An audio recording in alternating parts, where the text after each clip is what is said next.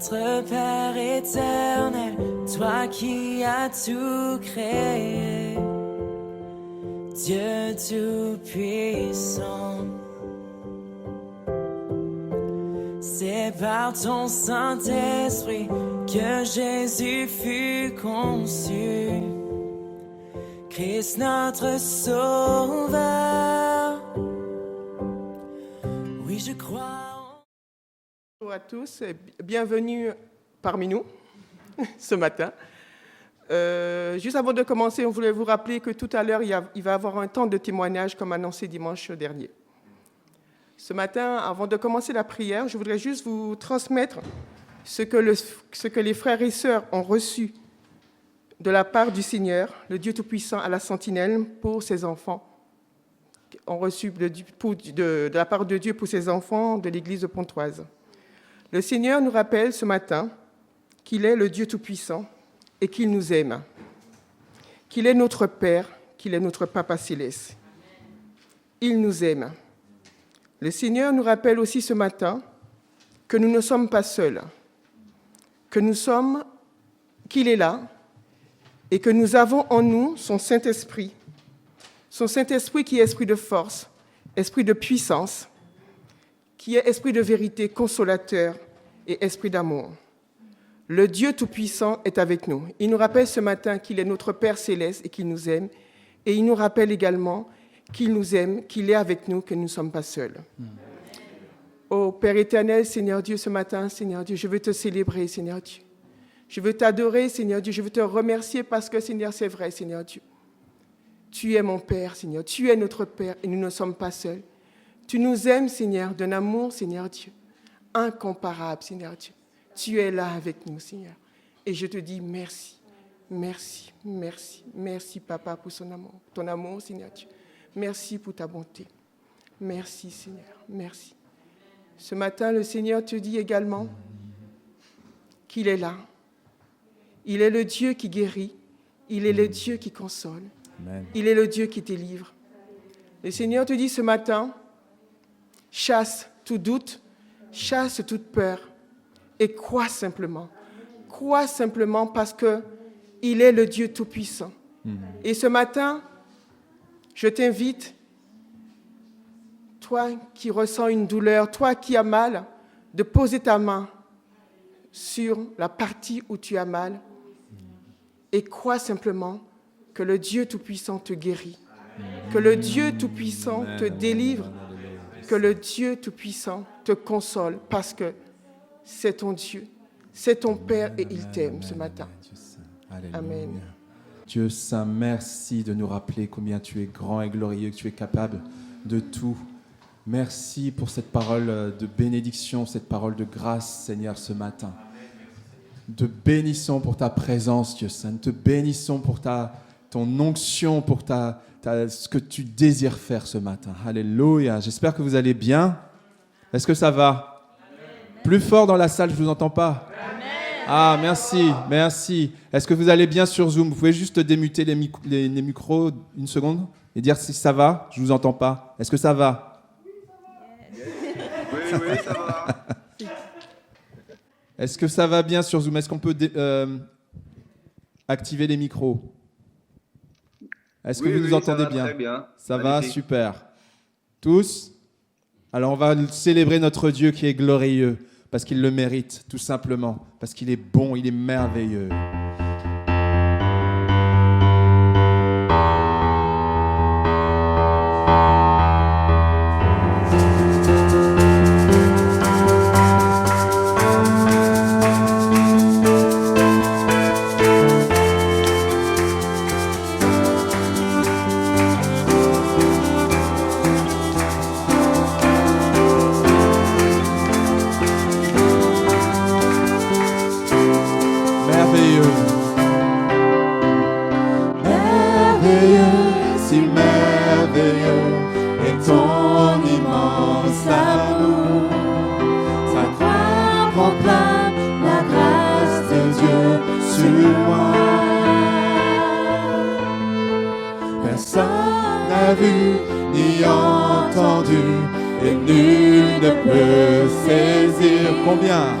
combien tu es puissant et glorieux.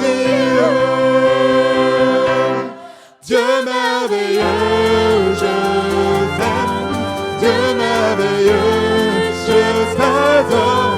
Dieu merveilleux, mon cœur te chante. Dieu merveilleux, Dieu merveilleux, je t'aime. Dieu merveilleux, je t'adore. Dieu merveilleux, mon cœur te chante. Rayonnante. Rayonnante, si rayonnante, ta gloire remplit les cieux. Tu montres à tous la grandeur de tes œuvres. La beauté de ta majesté pousse mon cœur à chanter. Combien tu es splendide et merveilleux. Dieu merveilleux, je t'aime.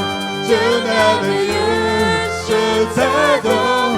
Dieu merveilleux, mon cœur te chante. Dieu merveilleux, Dieu merveilleux, je t'aime.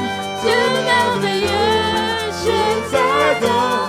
Dieu merveilleux, mon cœur te chante. merci de te révéler à nous, Seigneur. Tu m'as révélé à nouveau tes merveilles. Tu m'as saisi par ton amour. Car rien sur la terre n'est merveilleux comme toi. Tu m'as révélé à nouveau tes merveilles. Tu m'as saisi par ton amour. Car rien sur la terre n'est merveilleux comme toi. Dieu merveilleux, je t'aime. Dieu merveilleux, je t'adore. Dieu merveilleux, mon cœur te chante. mon cœur te chante, mon cœur. Mon cœur te chante. mon cœur te chante. mon cœur te chante. Dieu merveilleux, Mon cœur te chante. Mon cœur te chante. Mon cœur te chante. Dieu merveilleux, Dieu merveilleux, je t'aime. Dieu merveilleux, je t'adore. Dieu merveilleux, mon cœur te chante. Alléluia, Dieu saint. Alléluia, Dieu merveilleux. Dieu glorieux, Dieu saint. Alléluia. Sois sanctifié, sois béni, Dieu saint. T'honorons, te bénissons. Tu es élevé, tu es glorieux, tu es unique, Dieu saint. Alléluia, Dieu saint. Nous allons ensemble louer le Seigneur, tous ensemble. Amen. Alléluia. Est-ce qu'on continue à louer le Seigneur? Oui, on continue à louer le Seigneur tous ensemble. Alléluia. Alléluia.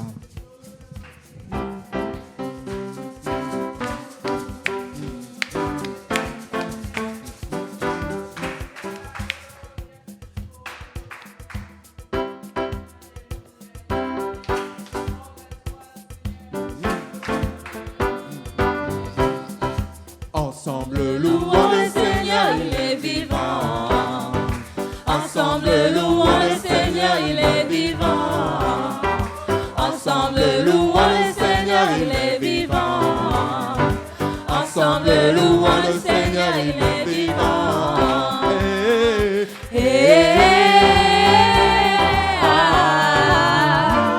Louons le Seigneur, il est vivant.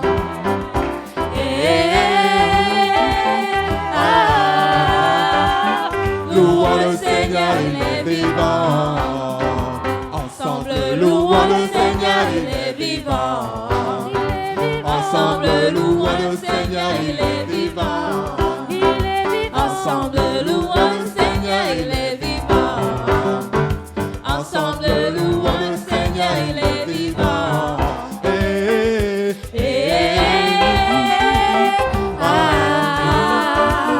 Louons le Seigneur, il est vivant.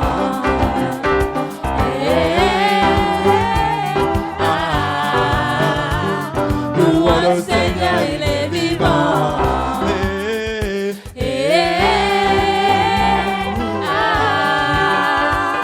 Louons le Seigneur, il est vivant. Il est agissant, il est glorieux, il est tout puissant. Louons le Seigneur, il est vivant. Ensemble, Louons le Seigneur, il est vivant. Il est vivant. Ensemble, louons le Seigneur, il est vivant. Il est vivant. Ensemble, louons le Seigneur, il est vivant.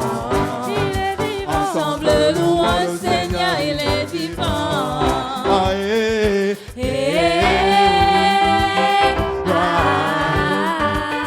Louons le Seigneur, il est vivant.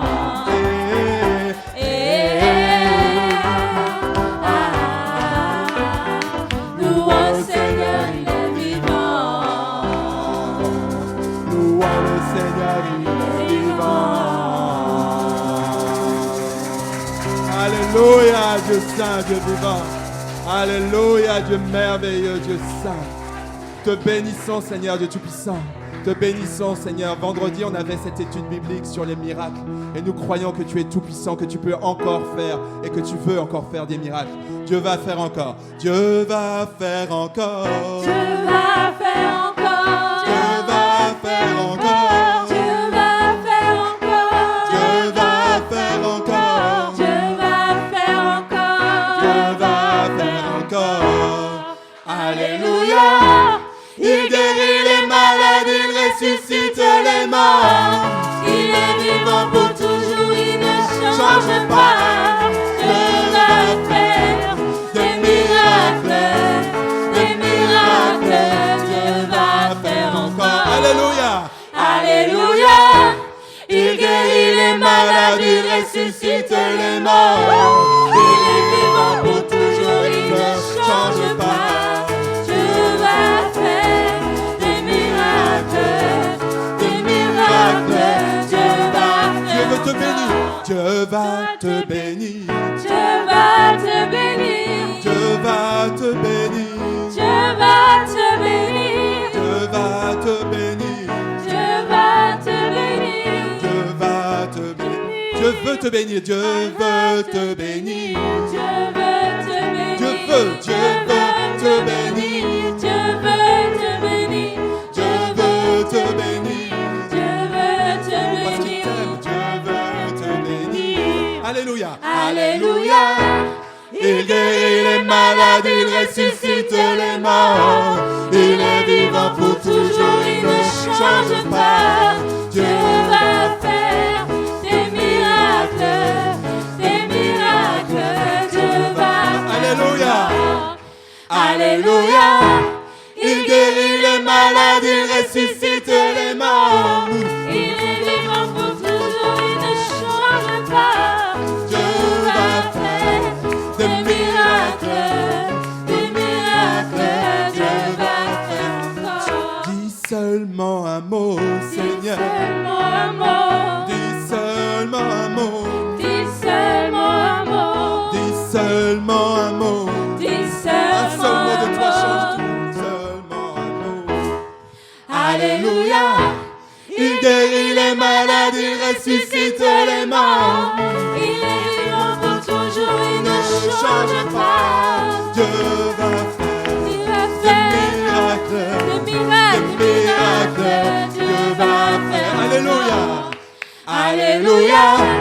Il guérit les malades, il ressuscite les morts. Il est vivant pour toujours, il ne change pas. Dieu va faire Des miracles, des miracles.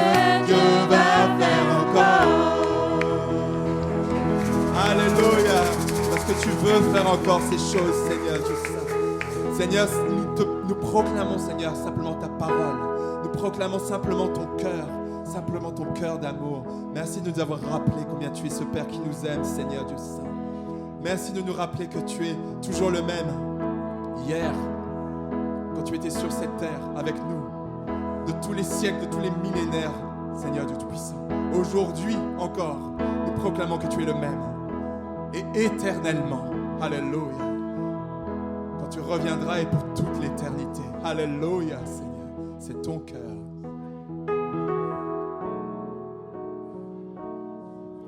Prenons simplement le temps d'élever nos voix. Et merci d'ouvrir vos micros pour celles et ceux qui veulent participer sur Zoom. Parce que tu es ce Dieu extraordinaire. Nous te bénissons, Seigneur, ensemble, quelles que soient les distances.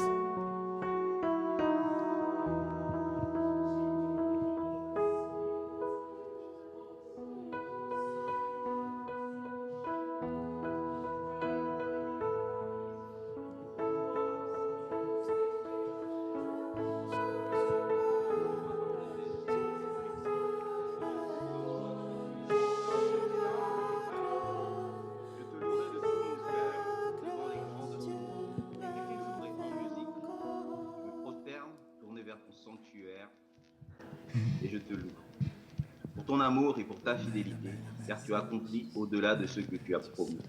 Ce que nous savions de toi a été bien dépassé.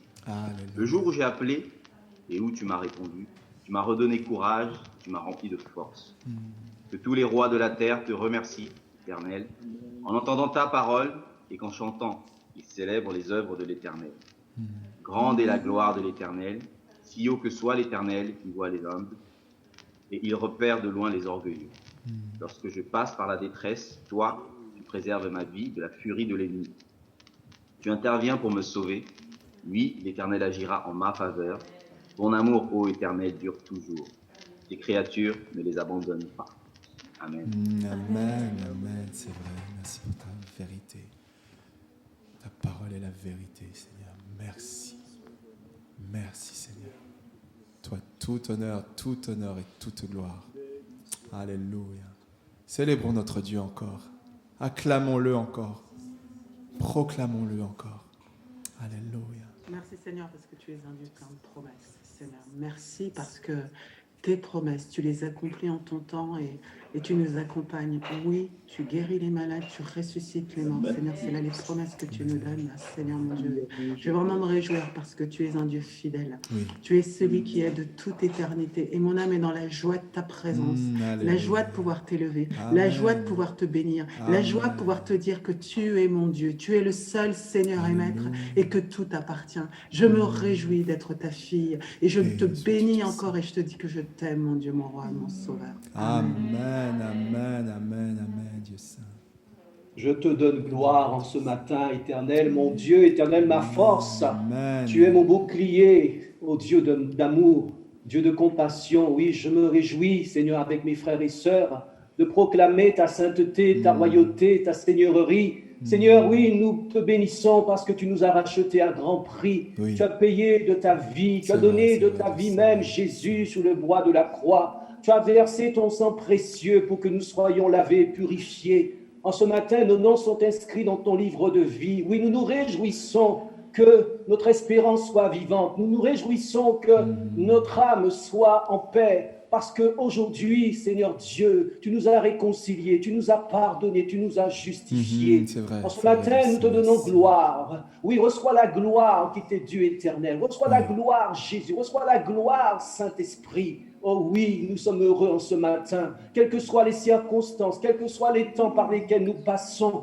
nous avons une joie incomparable. Amen, nous avons amen, une Dieu paix que le monde ne peut Amen, recevoir. amen, Dieu Seigneur, merci pour cette paix en Jésus-Christ. Et merci aussi pour la paix qu'aujourd'hui des hommes et des femmes vont recevoir en recevant ta Amen, parole, alléluia, Dieu en recevant, Seigneur, ton amour. Seigneur, en ce matin, je te rends grâce. Je prends plaisir à humilier mon âme devant toi. Je prends plaisir à chercher ta face. Je prends plaisir à élever ton nom merveilleux en ce matin, Seigneur. Merci. merci pour ton esprit, oh Dieu, ton esprit qui habite en nous, ton esprit, Seigneur, qui nous conduit, ton esprit qui nous enrichit de ta parole, de ta connaissance, oh Dieu. Encore merci, Père. Sois béni et glorifié, Père éternel, au nom puissant de Jésus. Amen, amen.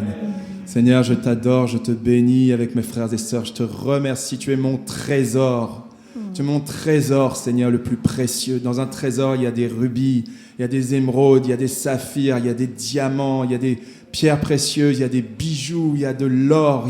Seigneur, tu es tout ça pour moi, Seigneur Dieu Tout-Puissant, et bien plus encore. Tu es tellement précieux, c'est vrai, comme disait mon frère à l'instant, tu nous as sauvés, justifiés, rachetés. Nous sommes justes aux yeux de Dieu, Seigneur, parce que Jésus-Christ te a donné ton sang. Et merci parce que nous sommes lavés, nous sommes purifiés, Seigneur Dieu Tout-Puissant. Même si, Seigneur, nous avons le péché est là, il rôde, il est là, et nous faillissons, c'est vrai, bien sûr, des fois.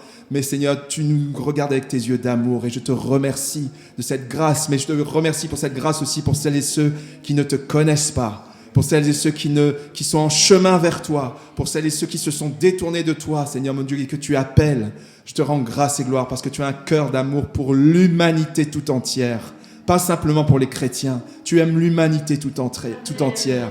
Et nous te proclamons parce que tu es ce Dieu d'amour dont ce monde a besoin, Seigneur. Avec toutes ces ténèbres, avec toute cette maladie, avec ces angoisses, ces inquiétudes, Seigneur mon Dieu, sur l'avenir, sur l'économie, sur la santé, sur tant de choses, Seigneur Dieu Tout-Puissant. Mais tu es ce Dieu qui manifeste l'amour, la paix, la joie. Tu es ce trésor de paix, de joie, d'amour, de douceur. Tu donnes cette paix malgré les circonstances, Seigneur mon Dieu. Cette paix qui surpasse toute compréhension. Je te loue, je te glorifie de cela, parce qu'il n'y a que toi pour faire cela. À toi l'honneur et la majesté. Alléluia, mon trésor. Amen. Oh Seigneur, qui est comme toi, Seigneur mon Dieu, mon roi, pour nous accepter tels que nous sommes, Seigneur mon Dieu, mon roi. Tu nous connais dans nos caractères, Seigneur. Tu nous connais dans nos forces et nos faiblesses, Seigneur mon Dieu, mon roi. Mais Seigneur, tu ne changes pas, Seigneur. Tu nous aimes, Seigneur. Ton amour ne varie pas, Seigneur. Et je veux te remercier, te rendre gloire pour cela, Seigneur. Béni soit ton nom, Seigneur, parce que nous pouvons venir à toi tels que nous sommes, avec nos faiblesses, Seigneur, pour pouvoir te les partager, pour que tu puisses nous changer, Seigneur mon Dieu, mon roi, nous améliorer. Béni soit ton nom, Seigneur. Louange à toi, Seigneur mon Dieu, mon roi. Amen. Amen, Jésus. Ce matin, j'élève ma voix parce que tu es Dieu, tu es celui qui règne encore. Et ma prière et ma louange, c'est pour te dire merci. Oui. Merci parce que tu nous as donné Jésus. Merci parce qu'à la croix du Calvaire, tu as tout accompli. Et ce matin, si nous sommes là, c'est encore un signe de ta bonté, de ta fidélité, malgré tous les bouleversements qu'il y a dans ce monde. Toi, tu restes fidèle. Oui. Tu restes ce rocher qui ne bouge pas, ce rocher inébranlable pour chacun d'entre nous. Et ce matin encore, nous voulons te dire merci. Merci dans le précieux nom de Jésus. Amen. Amen. Oui, Seigneur, tu es là. Tu fais des miracles chaque jour, Seigneur, de nos vies.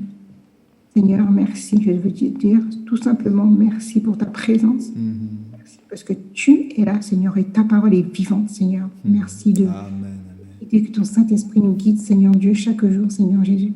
Merci pour tout ce que tu fais pour nous chaque jour, chaque matin, Seigneur Dieu. Tu es là, Seigneur. Tu nous accompagnes, nous guides, Seigneur.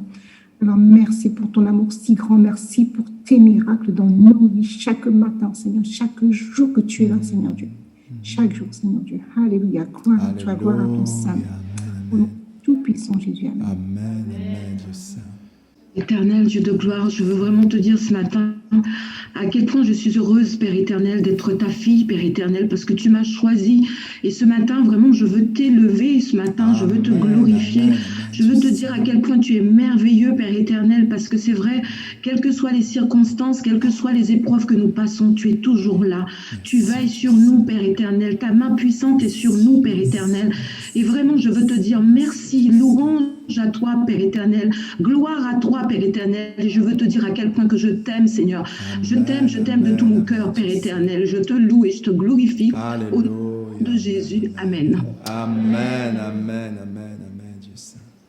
Nul n'est comme toi. Nul ne peut toucher mon cœur comme toi. Je pourrais chercher éternellement. Pourtant, nul n'est comme toi. Nul n'est comme toi. Nul ne peut toucher mon cœur comme toi. Je pourrais chercher éternellement, pourtant nul n'est comme toi. Oui, Père, nul n'est comme toi. Tu es Abba Père, tu es notre Père, admirable, adorable. Tu es notre Père à tous. Je te bénis, je te loue, je t'exalte, je t'élève, je te magnifie, je te glorifie, Seigneur. À toi toute la gloire, toute l'honneur, toute la majesté, à jamais. Tu es le roi de gloire, notre victoire. Digne es-tu, Seigneur, Emmanuel. Reçois l'adoration. Tu es le roi de gloire, notre victoire. Digne es-tu, Seigneur, Emmanuel. Emmanuel.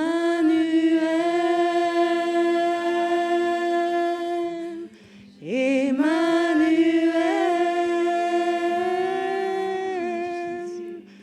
Emmanuel. Oui, ce matin, je veux proclamer que tu es avec nous, que tu es le Dieu qui s'incarne, qui vient avec nous et qui vient partager avec nous, Seigneur. En ce moment, je te remercie pour ce que tu fais. Je te remercie pour ta personne, pour ta présence, parce que dans toutes les circonstances, tu es là. Tu es un Dieu qui est au-delà de toutes nos circonstances. Quelquefois, nous avons tendance à regarder ce qu'il y a autour de nous et à se dire et à nous définir par ce qui se passe autour de nous. Mais toi, tu déclares des choses sur nos vies qui vont bien au-delà de nos circonstances. Tu déclares que nous sommes des enfants bien-aimés.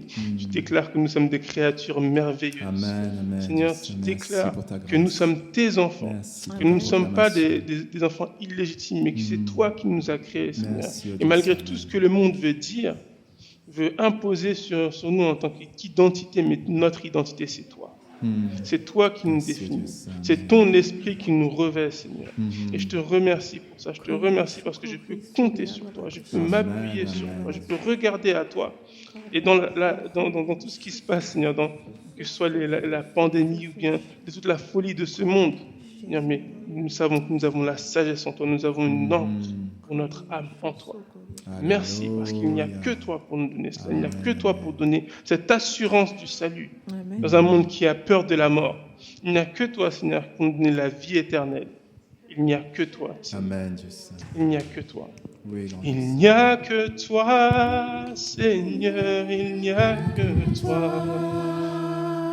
Il n'y a que toi, Seigneur. Il n'y a que toi.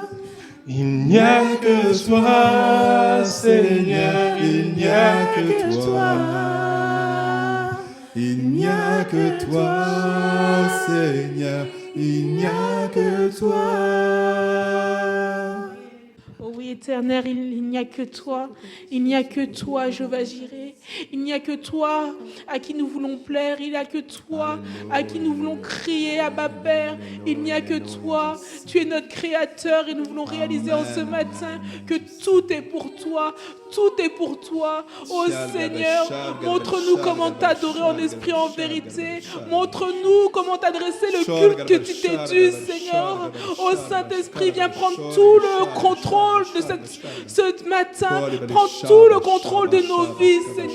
Parce qu'il n'y a que toi. Il n'y a que toi. Il n'y a que toi. Nous attendons ta sainte présence.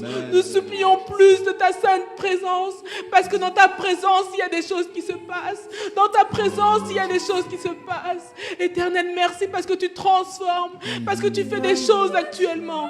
Merci Seigneur. Alléluia, alléluia, alléluia. Dieu de gloire, je t'adore. Ton nom s'élève en majesté de mes lèvres. Je célèbre ta victoire, ton règne, ton autorité. Digne es-tu, agneau de Dieu. Digne es-tu, agneau de Dieu. L'univers entier proclame la puissance de ton nom. Digne es-tu, agneau de Dieu. Digne es-tu, agneau de Dieu.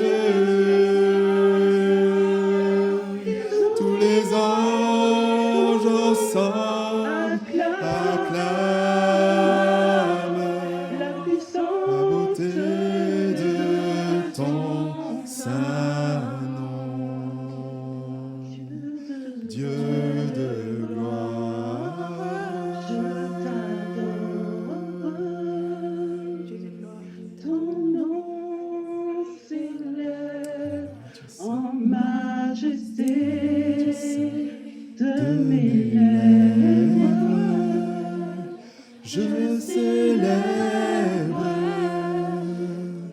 ta victoire. Alléluia, Dieu saint. Ton règne, ton autorité.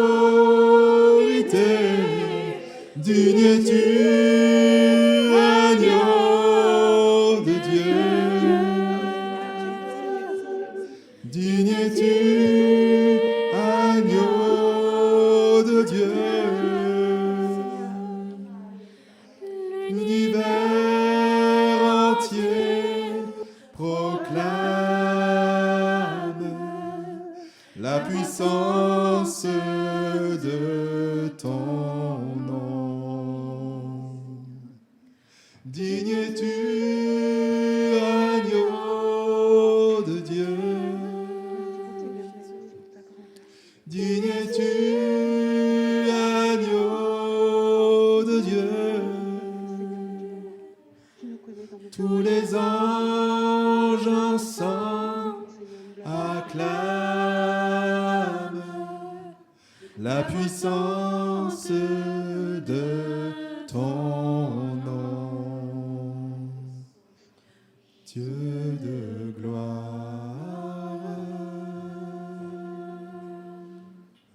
Je fléchis mes genoux devant le Père de notre Seigneur Jésus-Christ, duquel toute parenté est nommée dans les cieux et sur la terre, afin que selon les richesses de sa gloire, il vous donne d'être puissamment fortifiés par son esprit dans l'homme intérieur, en sorte que Christ habite dans vos cœurs par la foi, afin qu'étant enracinés et fondés dans la charité, vous puissiez comprendre avec tous les saints quelle est la largeur, la longueur, la profondeur et la hauteur, et connaître la charité de Christ qui surpasse toute connaissance, afin que vous soyez remplis de toute la plénitude de Dieu. Amen. Amen, amen, amen. Merci Seigneur, merci. Merci Dieu glorieux, tu mérites l'adoration, l'honneur et la gloire. C'est bon de louer Dieu, c'est bon d'adorer notre Dieu. Vraiment merci à chacune et à chacun d'avoir participé à sa façon, et on aura encore d'autres temps pour honorer notre Dieu de vive voix, mais vraiment c'est bon d'adorer notre Dieu. Il est souverain, il est glorieux, il est saint, et il nous aime, cette relation d'amour, il la veut avec nous, de plus en plus. Amen. Et il est ce Dieu de miracles qu'on a chanté. Il ne fait pas toujours des miracles, mais déjà même la conversion, même le fait de marcher avec lui, c'était déjà un miracle. Amen. C'est vrai, amen. Mais il veut beaucoup plus encore, et il nous dit « Suis-moi, toi, suis-moi ». C'est ce qu'on va entendre dans le message à l'instant. Merci. Alléluia. Merci. Merci Georges. Merci à l'équipe de louanges. Merci à chacun d'entre vous qui avez participé aussi par la prière, par les chants. Le Seigneur est bon, n'est-ce pas ? Amen. Ce matin, c'était la fête, et c'est encore la fête d'ailleurs dans l'église à Pontoise. J'imagine que chez vous aussi, dans votre salon, parce que quand on chante des chants aussi porteurs de joie, porteurs de foi, porteurs d'espérance, Dieu va faire encore. Alléluia. Il est vivant, il ressuscite les morts, il guérit les malades, il ne change pas. Alléluia. Et quand je pense que ça a commencé il y a 2000 ans, il y a 2000 ans, en fait, un bébé est né. Et ce bébé n'était pas comme les autres, puisque les prophéties annonçaient que Dieu allait envoyer son fils. Et voilà que dans une étable, c'est ce que nous célébrons à Noël, entre autres, bien sûr, et bien dans une étable, un bébé est né. Et puis beaucoup ont reconnu en lui le Fils de Dieu, le Messie promis. Et puis voilà que ensuite il a grandi, et puis ensuite il a appelé ses disciples. Mais avant de se plonger dans le message de ce matin, comme ça a été dit il y a 2 semaines et il y a aussi 1 semaine, eh bien on va avoir un dernier temps de témoignage. Mais par contre là, ce matin il faut que ça pulse, parce que là on a encore du pain sur la planche et il faut qu'on vive les choses directement. Donc rappelez-vous le sujet du témoignage. Comment avez-vous pu cette semaine être témoin de paix et d'espérance autour de vous ? Je suis infirmière et actuellement j'occupe un poste à la MDPH, c'est la maison pour personnes en situation de handicap, et j'évalue des dossiers. Et je suis tombée sur un dossier. Donc à l'analyse de ce dossier, je suis tombée sur un monsieur atteint d'un cancer. Et du coup, je lis tout son parcours, tout ce qu'il a dans son dossier. Et en fait, il lui est arrivé que des malheurs. Il a perdu toute sa famille lors d'un tremblement de terre. Donc il souffre d'une grande dépression. Enfin, depuis des années, il y a une dépression qui le mine. Et puis il a appris en 2019 son cancer. Et 1 an après, j'étudie son dossier. En fait, son dossier était perdu quelque part et je tombe dessus. Et à la lecture du dossier, je sens que c'est lourd. Et du coup, j'appelle ce monsieur et donc je me présente. Et donc, il est en pleurs parce que ça fait 1 an qu'il attendait justement ce coup de fil. Il était désespéré, il pensait qu'on l'avait oublié, et puis il n'osait pas appeler pour demander où ça en était, etc. Enfin, ça, c'est au vu de sa dépression, je pense que c'est normal. Et j'apprends que sa femme a demandé le divorce, donc il était en instance de divorce. Donc je l'ai lu pendant 3/4 d'heure au téléphone, en larmes, à me ressasser son passé, à me parler de sa vie, de son cancer qui lui pourrit la vie parce que toutes les 2 semaines, il est obligé de partir en chimiothérapie. Et après la chimiothérapie, il lui faut au moins une dizaine de jours pour récupérer de sa chimio. Donc il est sans cesse perturbé, miné, voilà. Donc il se retrouve avec son fils de 15 ans, une fille de 18 ans qui a quitté le domicile, et puis sa femme qui l'a quitté. Et je l'ai senti tellement dans un grand désespoir, et j'ai dit, mais toi, au fond de moi, parce que je me parle à moi-même, je pense que chacun aussi, on se parle à soi-même, mais j'ai dit, mais toi, tu as besoin qu'on prie pour toi, tu as besoin qu'on tende la main, enfin, un élan comme ça, et j'allais le faire, mais quelque chose m'a arrêtée. Parce que je me suis rappelé que j'étais dans un cadre professionnel, et que je ne pouvais pas me lancer comme ça, et lui dire, bon, monsieur, je prie pour vous, bien que je sentais la détresse.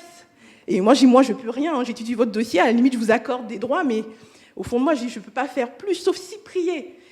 Et donc, du coup, j'essaie de l'apaiser comme je peux. Et donc, du coup, cette envie, cet élan de prier pour lui, s'en est allé.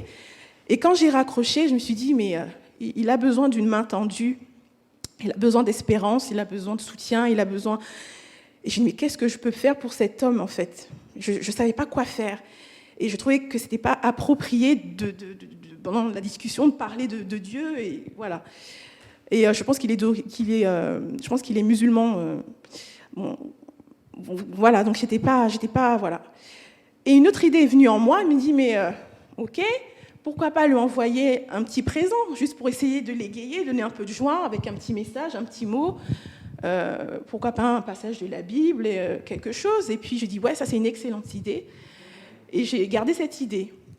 Mais des fois, on ne sait pas pourquoi, il y a toujours une voix qui veut toujours aller à contresens.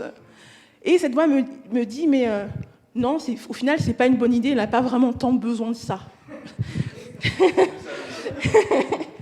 Et puis ça passe, les jours passent, et puis je me suis dit, non, mais qui je suis pour décider qu'il n'a pas besoin de la parole de Dieu ? Je suis qui ? À la limite, j'envoie, et puis, que pourra. Et hier, justement, je me décide à lui acheter un petit présent avec une carte. Et j'ai rencontré, franchement, c'était les courses les plus longues de ma vie, 4 heures. Pourquoi 4 heures? J'ai fait mes courses, j'ai acheté son présent, j'ai mis 15 minutes pour choisir quelque chose d'agréable, d'original. Quelqu'un a volé mes courses, mon caddie.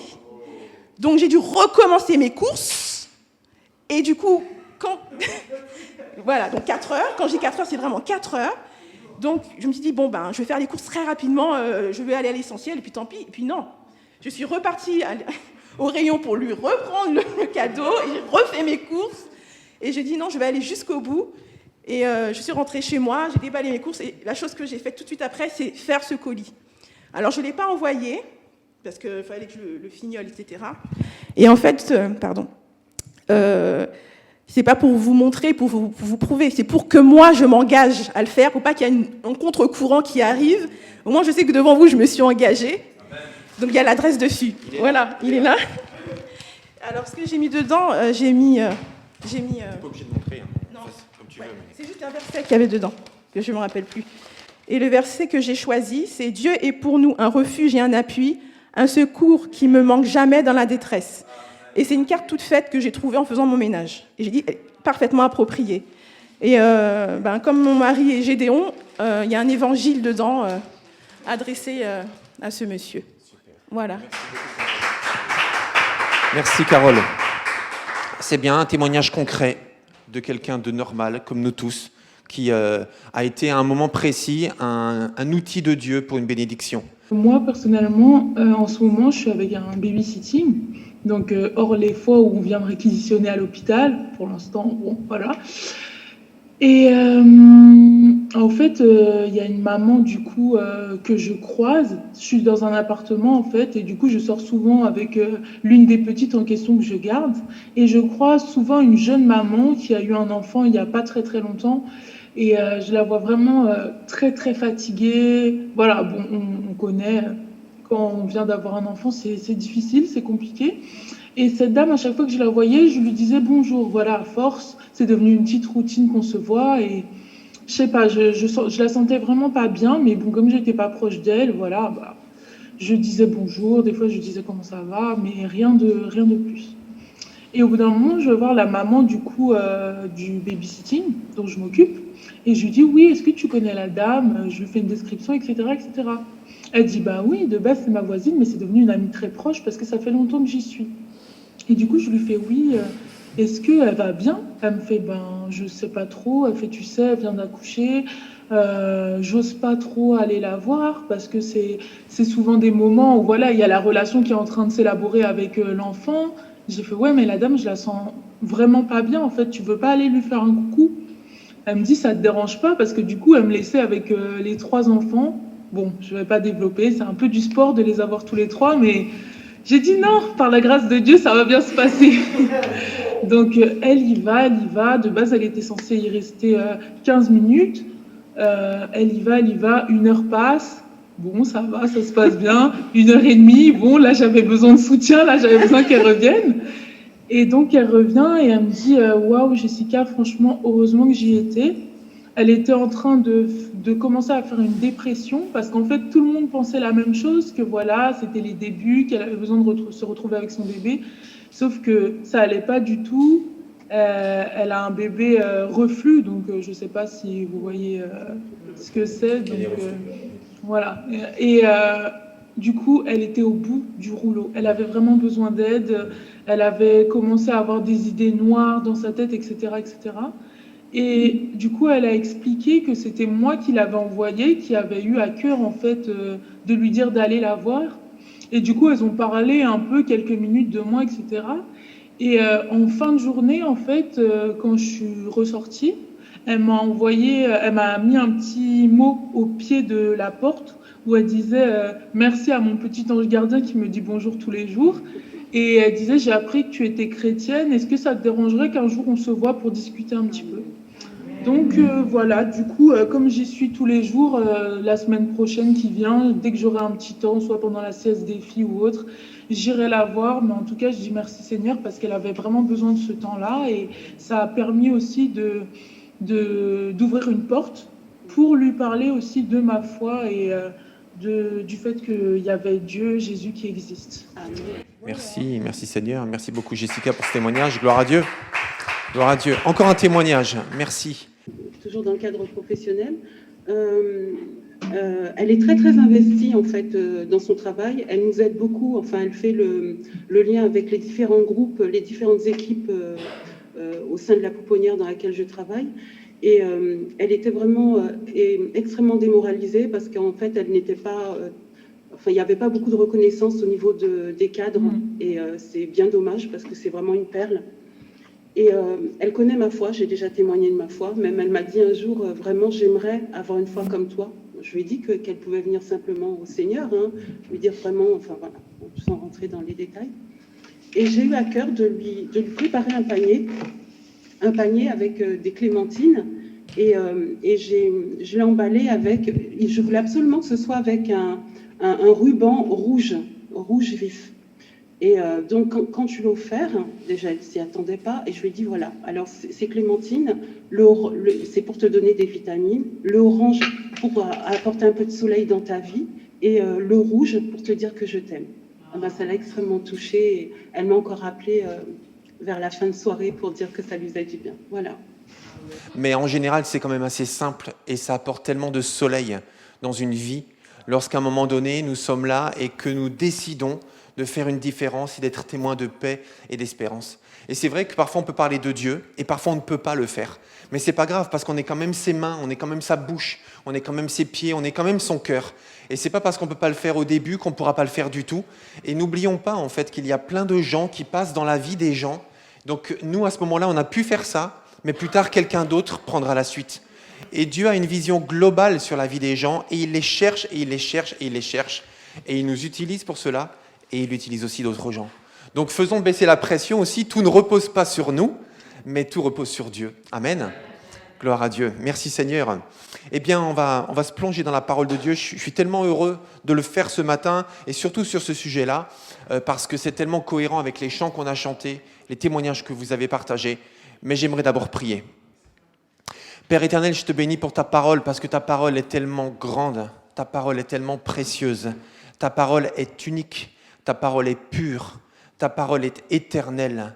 Seigneur, merci parce qu'aujourd'hui encore, la Bible reste le livre le plus vendu, le plus offert, le plus imprimé au monde. Seigneur, merci parce que malgré toutes les tentatives à travers l'histoire de la confisquer, de la corrompre, de la ridiculiser, eh bien aujourd'hui encore, en 2020, eh bien la Bible reste le livre le plus extraordinaire de la terre. Et c'est pas pour rien, c'est parce que c'est ta parole. C'est parce que ton esprit est au cœur de ta parole. C'est parce que ton esprit parle encore aujourd'hui à travers ta parole. C'est parce que ta parole est structurante, parce que ta parole est libératrice, parce que ta parole te révèle et nous révèle. Alors, fais cela encore ce matin dans nos vies, par ta parole, Seigneur, au nom de Jésus. Amen. Amen. Merci, Seigneur. Dieu est tellement bon, n'est-ce pas ? Amen, merci Seigneur. Alors le thème de cette série de prédications, c'est « Toi, suis-moi ». Et quand je dis une série de prédications, ce sera une série de 2 prédications, un peu spéciale parce qu'on aura 2 invités. Donc un invité la semaine prochaine qui prêchera sur un autre sujet, ce sera le pasteur David Riedel. Et un invité dans 2 semaines, ce sera Anthony Burt qui prêchera sur un autre sujet.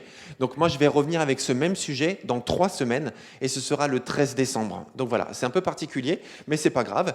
On est flexible et puis en plus on peut le réécouter aussi sur YouTube, sur la chaîne de l'Église.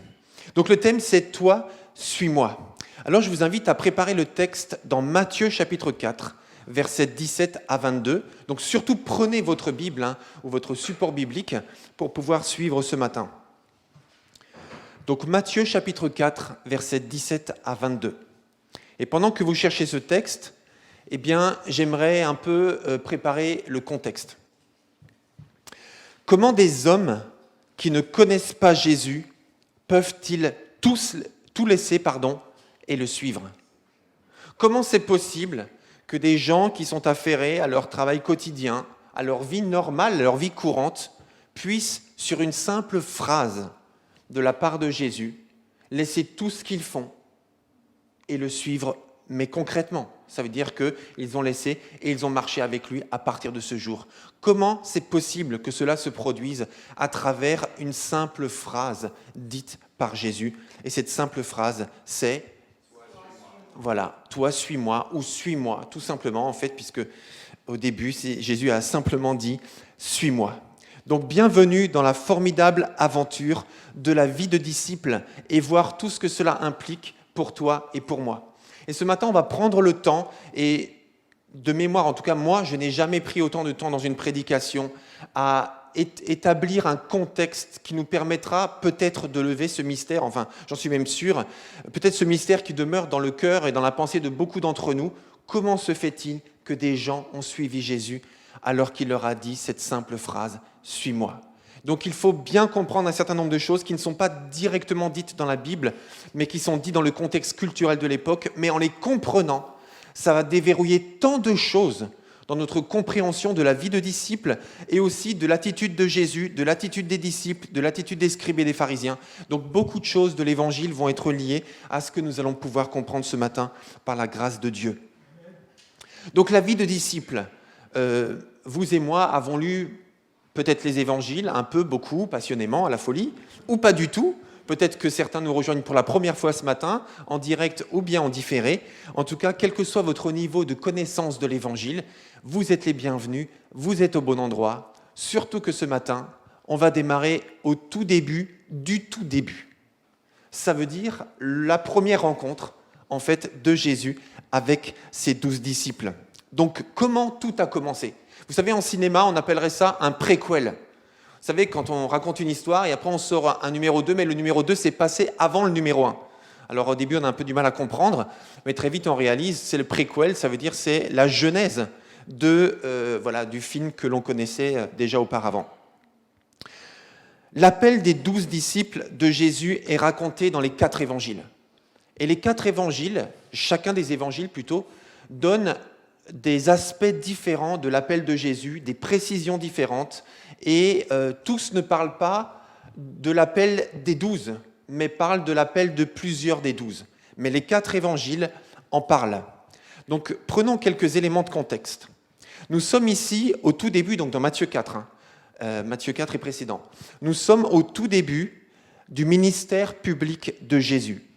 Jésus s'est fait baptiser il y a environ 5 semaines. Il est ensuite parti jeûner et prier dans le désert pendant 40 jours, exactement, où il fut aussi tenté par le diable. Ensuite, après le désert, il retourne en Galilée. Il ne va pas à Nazareth, la ville dans laquelle il a grandi quand il était enfant, mais il décide de s'arrêter à Capernaum. Capernaum, c'est la ville dans laquelle il a passé le plus de temps pendant son ministère de 3 ans, en dehors de Jérusalem. Donc c'est vraiment une ville qu'il connaît très très bien. C'est une ville qui se trouve au bord du lac de Galilée. Et c'est là que Jésus s'arrête à ce moment-là, donc dans Matthieu chapitre 4, et qu'il commence à faire l'appel de ses 12 disciples. Donc nous allons lire ensemble dans Marc chapitre 4, versets 17 à 22. J'aimerais demander à quelqu'un, Sarah, ça ne te dérangerait pas de m'apporter un verre d'eau, s'il te plaît ? Matthieu ? D'accord, eh bien je me suis trompé, voilà. Donc c'est bien Matthieu, chapitre 4, versets 17 à 22. Donc nous y sommes. À partir de ce moment, Jésus commença à prêcher en public en disant « Changez, car le règne des cieux est proche. » Ma traduction, c'est la Bible du Semeur. Un jour qu'il marchait au bord du lac de Galilée, il vit 2 frères, Simon, qu'on appelle aussi Pierre, et André, son frère, qui lançaient un filet dans le lac, car ils étaient pêcheurs. Il leur dit « Suivez-moi, et je ferai de vous des pêcheurs d'hommes. » Ils abandonnèrent aussitôt leur filet et le suivirent. Poursuivant son chemin, il vit 2 autres frères, Jacques, fils de Zébédée, et Jean, son frère. J'ouvre une parenthèse, on apprend dans l'évangile de Luc en fait qu'ils étaient associés avec Pierre et André. Donc ils étaient dans leur barque avec Zébédée, leur père, et ils réparaient leur filet. Il les appela, et aussitôt ils laissèrent leur barque, quittèrent leur père et le suivirent. Merci. Jésus appelle d'autres disciples. Voilà, je m'arrête là pour la lecture. Donc Jésus appelle d'autres disciples que ces 4-là, par exemple Matthieu. Dans Matthieu chapitre 9, verset 9, il est dit, je vous ai affiché le verset, « Jésus s'en alla, et en passant, il vit un homme installé au poste de péage. Son nom était Matthieu. Il lui dit, « Suis-moi. » Matthieu se leva et le suivit. C'est étrange quand même, non ? Enfin, je ne sais pas si vous vous méfiez des étrangers, mais là, il était en train de travailler, tout simplement, et là, Jésus s'approche de lui, il ne lui dit presque rien. Il le regarde et il lui dit « Suis-moi ». Matthieu se leva et le suivit. C'est vraiment surprenant de voir comment ces hommes ont laissé tout ce qu'ils faisaient à l'instant T et immédiatement, sans discuter, sans négocier, sans questionner la personne qui les appelle, eh bien, ils laissent tout et ils suivent immédiatement Jésus. Mes amis, il nous faut comprendre pourquoi ils l'ont suivi, parce que ça va nous dire à nous aussi ce que ça signifie quand Jésus nous dit « Suis-moi ». Alors bien sûr, ça demandera d'être creusé encore plus tard, c'est ce qu'on va faire dans 3 semaines, mais déjà ce matin, on va essayer de comprendre comment c'est possible qu'ils l'ont suivi aussi rapidement, à travers cette simple injonction « Suis-moi ». Et pour comprendre ce que cela signifie, il faut comprendre le système d'éducation des Juifs au temps de Jésus, et d'avant d'ailleurs, et comment on éduquait un enfant à l'époque. Donc pour ce que je vais vous dire ce matin, je me suis plongé dans les recherches d'érudits de l'Ancien Testament et du Nouveau Testament, qui s'appellent Rob Bell et Ray Vanderland, et aussi du travail de compilation de ces travaux par le pasteur David Potier. Voilà, je voulais juste le préciser pour honorer ceux qui sont à l'origine de ce travail de ce matin. Donc pour les Juifs, du temps de Jésus et d'avant bien sûr, transmettre la Torah, la parole de Dieu, était la chose la plus importante. La Torah, c'était le livre sacré par excellence, et ce qu'ils souhaitaient le plus au monde, c'est que ce texte soit transmis intégralement, scrupuleusement, de génération en génération.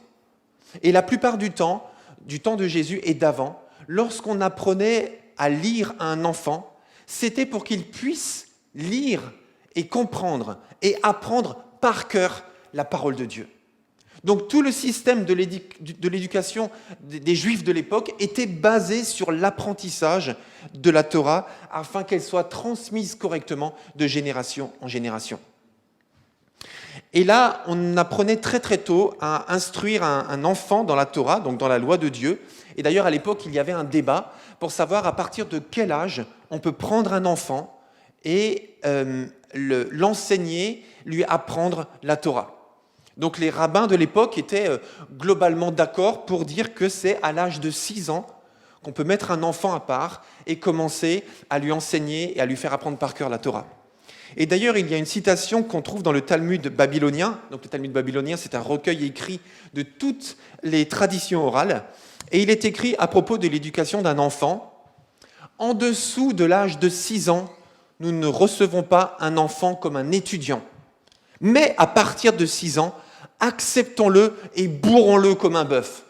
Voilà. Donc on avait un peu une vision primitive de l'enfance à l'époque, mais ça veut dire qu'avant 6 ans, voilà, on le laisse tranquille, mais à 6 ans, par contre, là, on met le paquet, parce que c'est le moment où l'enfant est en mesure d'entendre, d'apprendre, de comprendre la parole de Dieu. Donc ça, c'est cohérent aussi avec voilà ce que le Seigneur nous a montré sur la place de l'enfant, sur ce que le Seigneur veut faire dans le cœur des enfants, à travers les enfants. En fait, dans la culture juive de l'époque, l'enfant était un élément clé de la transmission de la parole de Dieu. Donc à partir de 6 ans, bourrons-le comme un bœuf, donnons-lui tout, gavons-le, si je peux le dire ainsi, c'est un peu ça l'idée, afin qu'il puisse avoir un maximum de contenu, et puis surtout, sachons que c'est un terrain vierge, un enfant, donc il peut assimiler beaucoup de choses, beaucoup plus facilement qu'un adulte la plupart du temps, et puis ensuite le garder pour sa vie. Et vous connaissez des versets dans la Bible qui disent que ce qu'on sème dans la vie d'un enfant, il le gardera jusqu'à la fin de sa vie. Voilà. Donc tout ça, c'est totalement cohérent avec la vision que Dieu avait donnée aussi à son peuple. Il y avait 3 grandes phases dans l'éducation des jeunes Hébreux. La première phase, elle s'appelait Beth Sefer. Beth Sefer, d'ailleurs, au passage, ça veut dire la maison du livre. Beth Sefer, c'était la première classe, la première étape d'apprentissage des enfants pour connaître la Torah. Donc c'est de l'âge de 6 ans jusqu'à 10 ans. Les enfants, donc, à cet âge-là, allaient à cette école-là, et il y avait des professeurs qui leur faisaient mémoriser la Torah, l'entièreté de la Torah. Donc la Torah, c'est les 5 premiers livres de la Bible. Donc Genèse, Exode, Lévitique, Deutéronome et Nombre. C'est ça. Donc ils devaient, pendant ces 4 ans, apprendre par cœur, mot pour mot, la totalité de la Torah. Et en réalité, on pourrait presque dire que c'est les 5 livres les plus durs, parce qu'il y a l'ensemble des règles sacrificielles, etc., que Dieu avait données à son peuple lorsqu'ils étaient dans le désert, par exemple, pour fonder finalement le peuple de Dieu, le peuple israélite. Et tout ça, ils devaient l'apprendre par cœur, mot pour mot. Parce que rappelez-vous que Dieu a dit qu'on ne changera pas un seul iota de sa parole. Donc il n'est pas de question de se rappeler de l'idée, mais ils devaient apprendre par cœur, sans modifier quoi que ce soit, afin de pouvoir le retransmettre à la génération suivante. Donc le but était clairement que les enfants connaissent ces 5 livres par cœur. Alors j'ai une question à vous qui êtes sur Zoom et à vous qui êtes ici à Pontoise. Qui c'est qui aime le miel? Levez la main. Qui c'est qui aime le miel? Ok, d'accord. Victoria, est-ce que tu peux venir me voir, s'il te plaît? Voilà. Viens me rejoindre devant. Viens devant la caméra. Il me faut quelqu'un qui aime le miel. Non, non, c'est pas du tout un piège, au contraire, c'est une bénédiction. Alors, attendez. Voilà, c'est ça. Donc, c'est du vrai miel. Voilà. Alors, protocole sanitaire oblige. Je sors la cuillère sans la toucher. Et voilà ce qu'on devait faire aux enfants. Tiens, approche-toi de la caméra, s'il te plaît, Victoria. Tu peux enlever ton masque aussi, si tu veux, pour qu'on te reconnaisse. Et en fait, ce qu'on faisait aux enfants qui entraient à Beth Sefer, le premier jour de l'école, donc le jour de la rentrée, c'est qu'on prenait donc du miel, on prenait du miel, voilà, tout simplement, et on le posait sur le doigt de l'enfant. Tu peux tendre ton doigt, s'il te plaît. Voilà, je vais en mettre sur ton doigt.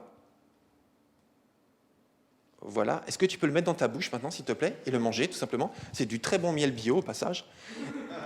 Et donc, on disait à l'enfant, vas-y, mange-le, et on rajoutait, il faut que la parole de Dieu soit pour toi comme le miel à ton palais. Voilà. Merci Victoria, tu peux aller te rasseoir. Mais en fait, ce qui est important, c'est que dans la culture juive, il était toujours important d'associer les symboles, les goûts, les saveurs, les odeurs, les couleurs, les matières à la parole de Dieu. Et ça, c'est très important parce que des fois, on a un peu dissocié la Bible, pensant que c'est un texte brut, comme ça, qu'il faut connaître. Mais dans le système d'éducation et de pédagogie, eh bien, il était essentiel que l'on vive la parole de Dieu, que l'on ressente la parole de Dieu, que l'on goûte la parole de Dieu, que l'on sente, que nos sens soient éveillés lorsque l'on lit la parole de Dieu. Donc l'idée, c'était que l'enfant, dès le début, avant d'apprendre par cœur, comprenne que c'est un délice pour son âme, et que c'est sucré, et que ça nourrit son âme, et ça apporte des saveurs à son palais. Donc c'était déjà un symbole fort pour le démarrage. Ensuite, à l'âge de 10 ans, lorsque l'enfant savait déjà par cœur, Seigneur, aide-nous, quand je vois le mal qu'on a à apprendre par cœur, des fois quelques versets, l'enfant à 10 ans, il connaît par cœur 5 livres entiers, la parole de Dieu les plus dures. En hébreu, effectivement. Oui, bon, ça, c'est... oui, mais c'est sa langue aussi. Hein. Donc, ok, d'accord. Apprenons-les en français, ce sera bien. Ce sera très très bien déjà. Ok. Donc ensuite, lorsque l'enfant à 10 ans arrive à la fin de Beth Sefer, eh bien là, on prenait les meilleurs des meilleurs et on commençait la seconde phase. Et la seconde phase, c'est Beth Talmud. Donc Beth Talmud concerne les enfants de 10 ans à 14 ans. Et le but, c'était de mémoriser tout le reste.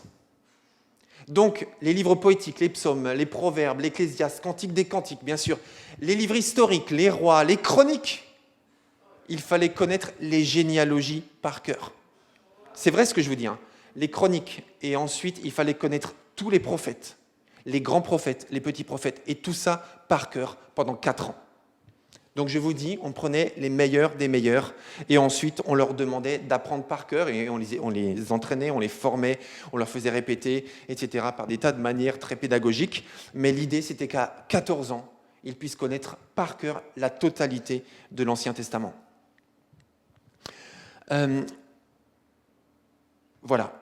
Donc à l'époque, lorsque les rabbins voulaient tester l'apprentissage d'un enfant, parce qu'il s'agissait d'évaluer au fur et à mesure si l'enfant avait assimilé ce qu'il avait appris, c'est comme ça qu'on fait aussi en France, n'est-ce pas?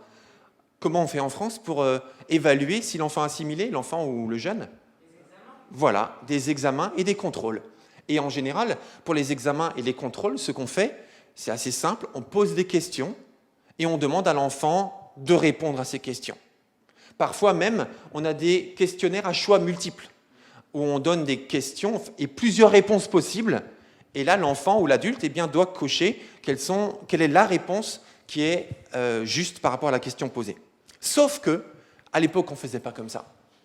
On n'attendait pas une réponse à une question, Georges, par rapport à vendredi soir. Lorsqu'on pose une question, on attendait quoi comme réponse? Une autre question, mais pas n'importe quelle question. Il fallait que la question donnée en réponse démontre qu'on connaît la réponse à la première question.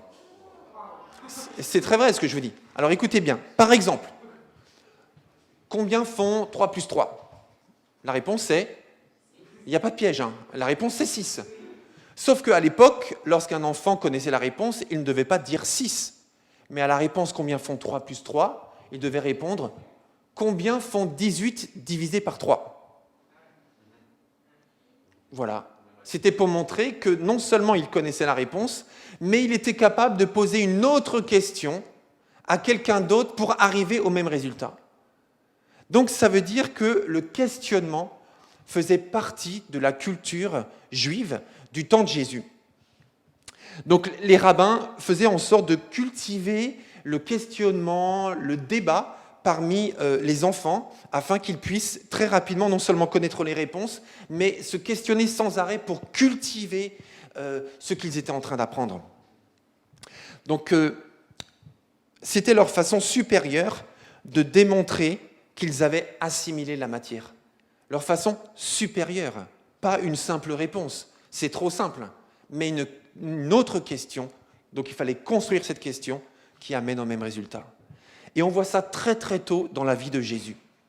Par exemple, lorsque Jésus est au temple, à l'âge de 12 ans, Jésus est dans le Beth Talmud, lorsqu'il est au temple à l'âge de 12 ans. Donc il a 12 ans, entre 10 et 14 ans, et là il est au temple. Alors pour ceux qui savent, vous vous rappelez, pour ceux qui ne savent pas, les parents de Jésus, c'était pendant la période de la Pâque, ils venaient au temple à Jérusalem, voilà, pour adorer, etc., comme c'était la tradition. Et voilà que Jésus était avec sa famille au milieu d'un convoi composé de plusieurs familles, puisque par sécurité, les gens se déplaçaient ensemble. Et puis ensuite, ils retournaient en province. Et puis là, ils se rendent compte, au bout d'un certain temps de voyage, que Jésus n'était pas là. Et là, ils ont eu peur, mais où est-il? Donc après avoir cherché auprès de tout le monde, ça a dû mettre 4-5 jours, le temps de faire le tour de tout le monde. Non, je plaisante. Et puis ensuite, ils se sont dit, mais Jésus n'est vraiment pas là. Alors il a dû rester à Jérusalem. Donc ils ont fait marche arrière, ils sont retournés à Jérusalem. Et là, on est dans Luc chapitre 2, versets 46 à 49. 3 jours plus tard, ils le retrouvèrent dans le temple, assis au milieu des maîtres, donc des rabbins, des enseignants, des différentes écoles.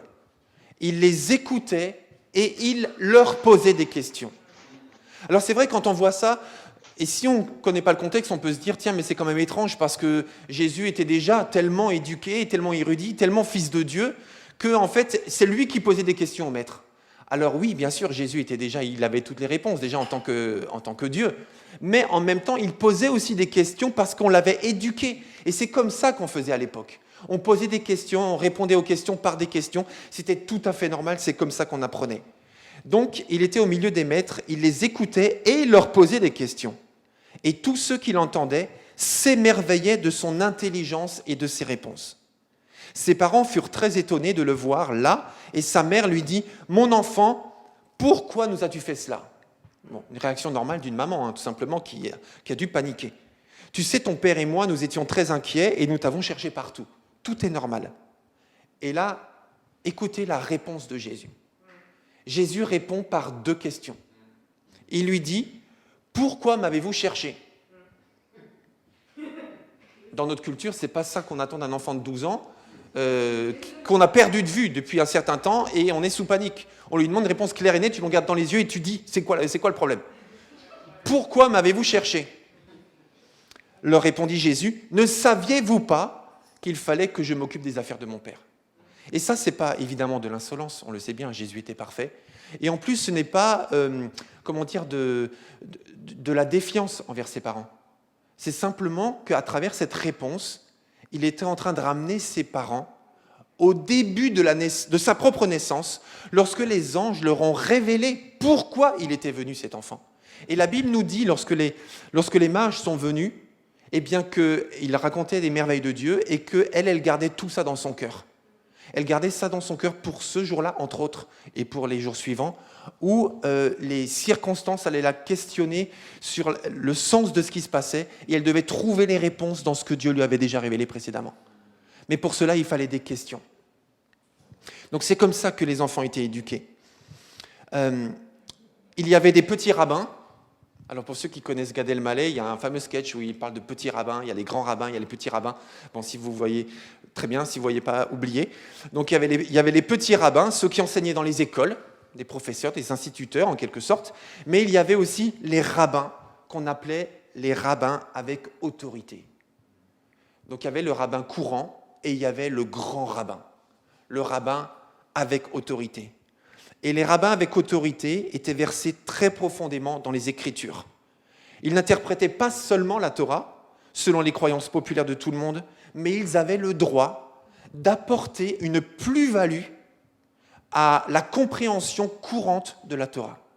Ça veut dire qu'ils avaient un courant de pensée qui leur appartenait, parce qu'ils étaient reconnus dans leur sagesse et dans leur compréhension de la Torah comme des gens suffisamment...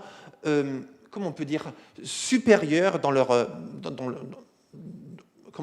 incompréhension de la Torah, pour avoir le droit d'ajouter leur propre enseignement qui donne un supplément à la Torah. Et Jésus était un de ces rabbins-là.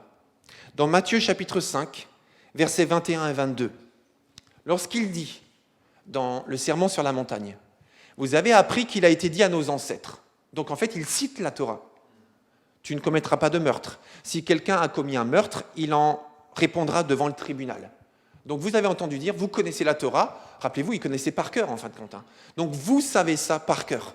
Mais moi je vous dis, et comme Jésus était reconnu comme prêchant avec autorité, comme Jésus était reconnu comme un rabbin avec autorité, il avait le droit, il lui était reconnu le droit d'ajouter des enseignements qui permettait de mieux comprendre ou qui était une plus-value à la Torah qui était déjà connue. Bien, moi je vous dis, celui qui se met en colère contre son frère sera traduit en justice. Celui qui lui dit « imbécile » passera devant le tribunal, et celui qui le traite de fou est bon pour le feu de l'enfer. Donc Jésus, en fait, expliquait la Torah par son enseignement. Et ça, c'était quelque chose qui existait auprès d'autres rabbins, mais bien sûr, la différence, c'est que lui, c'était parfait. Amen. C'est que lui, c'était divin. C'était vraiment l'intention de Dieu dès le départ. Et ça, beaucoup ont fini par le reconnaître d'ailleurs avec le temps. Quelqu'un pouvait aller voir un de ces rabbins et lui demander comment concrètement je peux bien respecter le sabbat. Et là, ce rabbin-là lui dira, voilà, tu dois respecter le sabbat. Donc, pour bien le faire, eh bien, tu ne fais pas plus de 350 mètres le jour du sabbat. Tu ne portes pas plus de tant de kilos, etc. Je dis ça un peu au hasard, mais c'est pour dire qu'un rabbin avait le droit à une question précise qui n'était pas développée dans la Torah, de donner ses propres explications et ses propres règles. Et c'est comme cela que l'on a fini du temps de Jésus par avoir 613 lois supplémentaires à la Torah. Parce qu'il y avait différents rabbins qui rajoutaient leurs lois, qui rajoutaient leurs lois, qui rajoutaient leurs lois, qui rajoutaient leurs lois. Ce qui fait que la loi, qui était vécue, crue par les Juifs du temps de Jésus, n'était plus la même que celle que Dieu avait donnée à travers les prophètes. Et par exemple, dans Matthieu chapitre 23, eh bien, Jésus explique cela, et il explique combien c'est devenu insupportable. Et il dit, le problème, c'est que vous, les scribes, les pharisiens, etc., eh bien, en fait, vous avez poser une telle charge sur le dos de mon peuple que cette loi devient impossible à porter et même à appliquer. Et il va même plus loin, il dit même vous ne l'appliquez pas. Et il parlait de ça justement, de ces grands rabbins qui, eux, se permettaient de rajouter des lois. Et on va juste lire le verset 16. Et Jésus parle à ces scribes et ces pharisiens en disant « Malheur à vous, guides aveugles. En effet, vous dites, si quelqu'un... » Alors écoutez cette loi que des grands rabbins avaient rajoutée. « Si quelqu'un jure par le temple, alors il n'est pas tenu par son serment. Mais s'il jure par l'or du temple, alors il doit tenir son serment. » Et je vous invite à lire tout le chapitre 23 et vous verrez que Jésus prend plusieurs exemples comme ça. Et il se dit, mais c'est complètement insensé. Vous avez tordu le sens de la loi de Dieu en rajoutant vos propres commandements qui ne sont même pas cohérents avec la loi de Dieu au départ. Alors, on progresse. Savez-vous comment on appelait les principes d'interprétation d'un grand rabbin qui avait autorité ? Je disais que lui, il peut venir avec ses propres principes et rajouter à la Torah un sens supplémentaire ou différent, etc. Comment on appelle ces principes d'autorité, ces principes d'interprétation ou sa plus-value que lui, il ajoutait à la Torah ? Ça porte un nom. Est-ce que vous savez comment ça s'appelait ? Mais en fait, le mot français. Parce que Jésus l'utilise. Non. On appelait ça le joug. Parce que le joug, vous le savez, et sans doute, il était là pour guider les gens. Et comme un joug avait 2 places pour 2 bêtes, afin de tirer une charrue ou tirer un outil pour retourner le sol, eh bien en fait, c'était pour 2 personnes. Donc quand un grand rabbin venait apporter un principe d'interprétation, eh bien ça veut dire qu'il guidait quelqu'un dans une direction, qui venait de lui. Exactement, eh bien exactement ça. Et ça s'appelait le joug. Alors maintenant, relisons ce verset de Matthieu 11, 29 et 30 avec cet éclairage. Jésus dit, « Prenez mon joug sur vous et mettez-vous à mon école. » Parce que c'est de ça dont on parle, d'instruction, d'école, d'éducation. Donc, et mettez-vous à mon école, car je suis doux et humble de cœur, et vous trouverez le repos pour vous-même. Mon joug est facile à porter, mon éducation, mes principes d'interprétation sont faciles à porter, et la charge que je vous impose est légère. Ça veut dire que Jésus n'est pas venu pour écraser les gens, mais il est venu pour les libérer du fardeau qui les écrasait. Et ce fardeau qui les écrasait, en l'occurrence, c'était ces 613 lois, entre autres, qui étaient supplémentaires à la loi de Dieu. Donc les gens étaient écrasés, et lui, il est venu pour les libérer de ça. Et en plus, il est venu pour donner son esprit, afin que les gens puissent vivre la loi de Dieu, non pas de façon aveugle, mais avec la vie qui l'accompagne. Amen. Cette vie de l'esprit. Jésus sait parfaitement comment interpréter les Écritures, car il est Dieu et il est la parole. Jean chapitre 1 verset 1, au commencement était la parole était avec Dieu, la parole était Dieu, etc. Et après on sait que c'est Jésus. Donc son joug, lui, il connaît la parole de Dieu parce qu'il est la parole. Eux, par contre, les rabbins avec autorité, ne savaient pas comment interpréter les Écritures, et le joug qu'ils placent sur les épaules de ceux qui cherchent Dieu est écrasant et est étouffant. Et certainement que leur intention était bonne, c'était vraiment d'honorer Dieu et de ne pas blasphémer Dieu. D'ailleurs, vous savez aussi qu'à l'époque, eh bien, c'était devenu, comme Dieu avait interdit d'utiliser son nom en vain, eh bien, les Juifs avaient même peur de dire le mot de Dieu, par peur de mal le dire ou de ne pas le dire dans le bon contexte. Alors, ils avaient trouvé des tas de noms de Dieu qui décrivaient des qualités de Dieu, et c'était très bien, bien sûr, évidemment, des qualités de Dieu, mais pas Yahvé. On ne disait pas le nom de Dieu. On disait le merveilleux, on disait l'éternel, on disait Adonai, Adonai Jireh, le Dieu qui pourvoit, etc. Mais on ne disait pas Yahvé, par peur de trahir, en fait, et de tomber sous le jugement de Dieu. Donc Jésus a même résumé la loi. Au lieu de rajouter des lois, et des lois, et des lois, et des lois, Jésus a même résumé la loi, synthétiquement, en une seule loi. Tu aimeras ton Dieu de tout ton cœur, tu aimeras ton prochain et tu t'aimeras toi-même. Là où les hommes rajoutent, eh bien lui, il réduit à l'essentiel. C'est Antoine de Saint-Exupéry qui disait « La perfection, ce n'est pas quand il n'y a plus rien à ajouter, mais la perfection, c'est quand il n'y a plus rien à retirer. » Et quand il n'y a plus rien à retirer, là, on est dans l'essence de la chose. Donc ces rabbins-là, avec autorité, étaient vénérés presque comme des dieux. Et ils avaient un prestige incroyable. Et c'est pour cela que la mère de Pierre et de Jacques a dit à Jésus, « Voici mes 2 fils ». Parce que Jésus était un rabbin avec autorité. Donc comme elle l'a compris, elle a dit, « Voilà mes 2 fils ». Parce que Jésus lui a demandé, « Mais qu'est-ce que tu veux que je fasse pour toi ?»« Voilà mes 2 fils ». Alors moi, ce que je te demande, c'est de les faire siéger. Un à ta droite et un à ta gauche quand tu reviendras dans ton royaume, quand tu seras dans ton royaume. Donc vous comprenez, ils étaient vus presque comme des dieux, ils étaient tellement vénérés, tellement admirés que leur parole, c'était la parole de Dieu. Donc le but d'un rabbin avec autorité était un peu d'être immortel. Mais comment être immortel ? Eh bien par ses enseignements. Alors ces rabbins, avec autorité, cherchaient chez les jeunes les meilleurs, des meilleurs, des meilleurs, des meilleurs. Et les meilleurs rabbins cherchaient les meilleurs élèves pour que leur enseignement se perpétue pour toujours. Et ceux qui avaient passé, donc les meilleurs des meilleurs, c'était ceux qui avaient passé la première école avec succès, la deuxième école avec succès, et plusieurs de ces enfants arrêtaient l'école à la fin de la seconde phase pour faire autre chose. Parce qu'en fait, ils n'étaient pas assez bons pour continuer. Parce que le but de tout juif était de faire les 3 étapes. Et s'ils n'y arrivaient pas, eh bien, ils sortaient à la fin de la deuxième, mais ce n'était pas par choix, c'était par incapacité. Et la crème de la crème de la crème de la crème, vous l'avez compris, eh bien, eux, ils allaient à la 3e phase. Et la 3e phase, en fait, c'est Beth Midrash, à partir de 15 ans. Et là, c'était la classe la plus sélecte de l'univers. Voilà. Encore plus que Harvard et Cambridge réunis. Voilà. Là, c'était vraiment, quand même connaître mot à mot tout l'Ancien Testament, il y avait du niveau quand même. Exactement, la crème des crèmes des crèmes des crèmes. Ok, donc ces rabbins-là avec autorité voulaient avoir des disciples de cette école-là. De cette école-là, et ils voulaient les meilleurs des meilleurs de cette école-là. Les autres rabbins, les petits rabbins des écoles n'ont pas de disciples. Eux, ils ont des étudiants. Par exemple, Jean-Baptiste avait des disciples. Donc si Jean-Baptiste avait des disciples, ça veut dire qu'on lui reconnaissait le droit de recruter les meilleurs des meilleurs des meilleurs.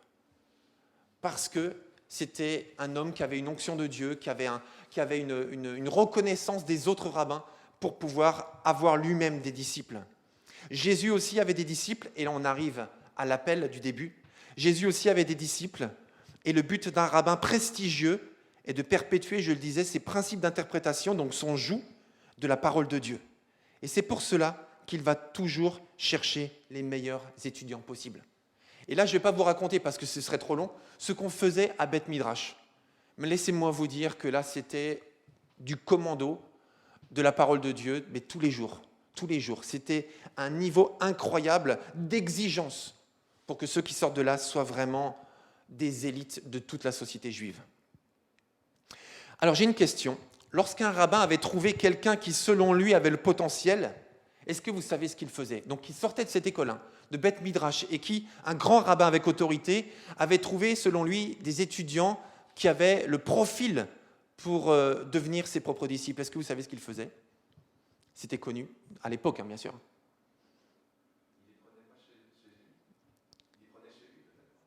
Mais comment? Quelle est l'étape d'avant pour les amener chez lui? Non, il ne posait pas de questions. Il allait voir cette personne. Il la regardait droit dans les yeux. Et il lui disait, « Suis-moi ».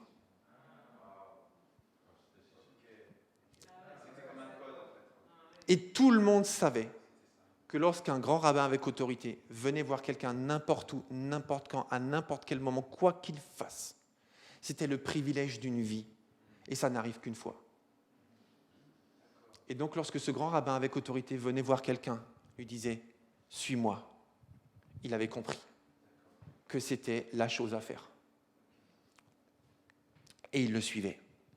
Et beaucoup de gens passaient leur vie à espérer qu'un jour quelqu'un, un grand rabbin, pas n'importe qui, mais un grand rabbin, vienne le voir pour lui dire « Suis-moi ». Ils attendaient ça, ils priaient pour ça, ils suppliaient Dieu pour ça. Des parents passaient leur vie à prier Dieu pour qu'un grand rabbin vienne chercher leur enfant, quand il sera adulte, pour lui dire « Suis-moi » et faire de lui son disciple. C'était le rêve de tout juif de l'époque.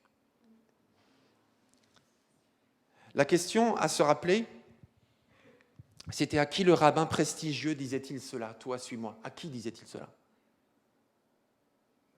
Rappelez-vous, à qui? Voilà, au meilleur, des meilleurs, des meilleurs, des meilleurs. On est d'accord? On a tous suivi. Donc ceux qui sortaient de la 3e classe et les meilleurs de la 3e classe. Donc les meilleurs rabbins cherchaient les meilleurs élèves. Donc les meilleurs des meilleurs des meilleurs. La crème de la crème. Alors revenons maintenant au texte de départ. Matthieu chapitre 4, versets 17 à 22. Qui Jésus appelle-t-il? Des pécheurs. Tout à l'heure, je vous expliquais qu'un certain nombre d'enfants sortaient à la fin de la 2e classe parce qu'ils n'avaient pas la capacité de continuer à la 3e classe.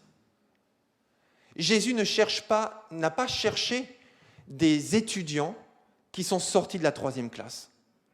Il n'a pas cherché, selon les critères humains, la crème de la crème de la crème de la crème. Et pourtant, lui, il était le plus grand des rabbins, si je peux le dire ainsi. Lui, il avait un enseignement qui devait durer pour toujours. Lui, il était venu pour rien de moins que pour révolutionner la terre. Il est venu pour rien de moins que pour transmettre un enseignement pur et intègre qui allait toucher les cœurs pour des générations, des siècles et des siècles et des siècles. On est 2000 ans plus tard, on est encore là. Et pourtant, il n'a pas choisi la crème de la crème de la crème.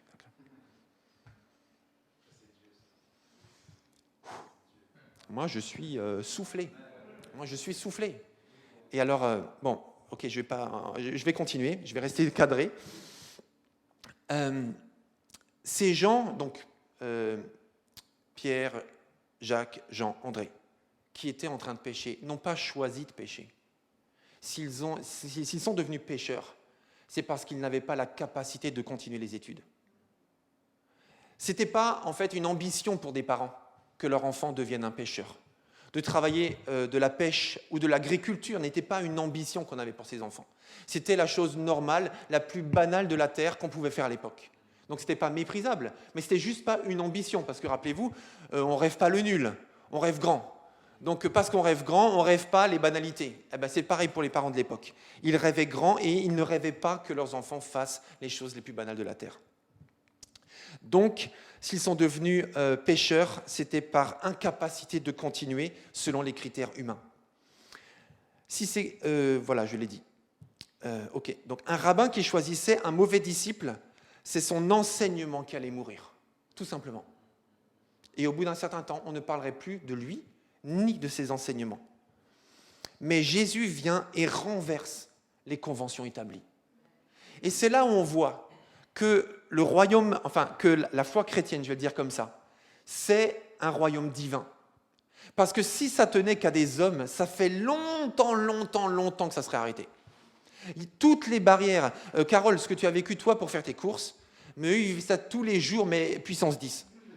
Entre les disputes entre eux, entre les fausses doctrines, entre les reniements, entre les persécutions, mais enfin je vous passe tout ce qui s'est passé au 1er siècle et suivant, mais tout a été mis en œuvre pour que tout s'arrête. Et d'ailleurs maintenant ça me vient en tête, je ne sais plus qui a dit à l'époque que, j'oublie son nom maintenant, c'est pas Anne, le grand prêtre, qui disait que si cette entreprise vient des hommes, elle s'arrêtera. Non, c'est pas Gamaliel. Bon bref, peu importe. Si cette entreprise vient des hommes, elle s'arrêtera, de toute façon. Mais si elle vient de Dieu, ne prenez pas le risque d'avoir lutté contre Dieu. C'est ça qu'il a dit. Et visiblement, si on en parle 2000 ans après, et que c'est la foi la plus présente sur la Terre, avec 2,8 milliards de croyants, eh bien, c'est pas pour rien. Donc Jésus appelle des pécheurs, il renverse les conventions établies. La culture de l'époque était exclusive. Il y avait des clans de tous les côtés. Et les paraboles et les rencontres de Jésus démontrent bien, il y avait les pauvres d'un côté, il y avait les riches de l'autre, il y avait les femmes d'un côté, il y avait les hommes de l'autre, il y avait les lépreux d'un côté, il y avait les autres de l'autre, il y avait les femmes de mauvaise vie, il y avait les femmes de bonne vie, il y avait les adultes, il y avait les enfants, bref, enfin, tout était cloisonné. Et Jésus, il vient pour faire tomber les cloisons. Les riches, les pauvres, les éduqués, les non-éduqués, les gens de la terre, les gens de la mer, etc. Et Jésus dit à ses disciples, ce n'est pas vous qui m'avez choisi, mais c'est moi qui vous ai choisi. Et je vous ai établi, etc. Ça veut dire que les disciples devaient bien être conscients que ce n'était pas basé sur leur capacité, même s'ils en avaient. Et dans 3 semaines, on parlera de l'apôtre Paul, par exemple. Mais les disciples devaient comprendre que le cœur du sujet, ce n'est pas eux. Le cœur du sujet, c'est Christ. C'est pas vous qui m'avez choisi, mais c'est moi qui vous ai choisi et je vous ai établi. Jésus était inclusif. Jésus a voulu que des femmes deviennent des disciples. Pas parmi les 12, c'est vrai, mais parmi d'autres, oui. Dans les 70, etc., il y avait des femmes. Jésus a dit, laissez venir à moi les petits-enfants. Jésus a dit, moi je vais prendre des pécheurs et je vais en faire mes disciples et vous allez voir que le monde entier va perpétuer mes enseignements. En fait, Jésus était en train de dire, moi je vois quelque chose en eux que vous ne voyez pas, mais avec la puissance de mon esprit, ils vont devenir ce qu'ils ne seraient jamais devenus, même en sortant de la 3e école, en étant la crème de la crème de la crème de la crème. Parce que mon esprit change tout, parce que mon esprit sonde tout. Amen. Parce qu'ils seront des créatures nouvelles. Et c'est là que tu rentres totalement en scène dans cette prédication. Parce que c'est ça que Jésus fait avec toi. Il voit ton cœur. Jésus voit ton cœur. Et ton cœur à toi, par exemple, qui a été baptisé déjà, toi sur Zoom aussi et sur YouTube, mais même toi qui aussi, toi aussi, je veux dire, qui n'est pas encore baptisé, qui peut-être n'est pas encore convaincu, qui est en recherche, eh bien toi aussi, Jésus voit ton cœur. Il voit le cœur de tout le monde. Jésus n'a pas fait d'erreur quand il t'a appelé à le suivre. Et il te dit aussi à toi, suis-moi, suis-moi, suis-moi. On a vu clairement que ces pécheurs, lorsque Jésus les a regardés dans les yeux, il a dit, toi, suis-moi, ils ont tout laissé pour le suivre. Alors dans 3 semaines, on va se poser la question, est-ce qu'il y a des choses que je dois laisser pour suivre Jésus ? On ne va pas le faire ce matin parce que ce matin, j'ai pris beaucoup de temps et c'était volontaire. Et c'était voulu de Dieu que ce soit comme ça. J'ai pris beaucoup de temps sur ce contexte pour qu'on puisse après s'approprier et vivre le reste des demandes du Seigneur. Donc Jésus n'a pas fait d'erreur quand il t'a appelé et qu'il te dit « suis-moi ». Lorsqu'un rabbin disait « suis-moi », c'était tout de suite. Et c'est d'ailleurs pour ça que le père de Jacques et Jean ne les a pas retenus. Il n'était pas fâché parce qu'il espérait ça toute sa vie. Et même si l'entreprise familiale, ok, on va trouver des solutions, mais vous allez suivre Jésus. Et je termine avant de prier en disant juste cette 3e chose.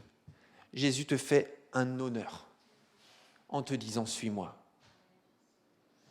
Et je pense que Jésus doit être en peine lorsqu'on se plaint d'être chrétien. Lorsqu'on met en avant les difficultés, lorsqu'on met en avant la difficulté, les tristesses, etc.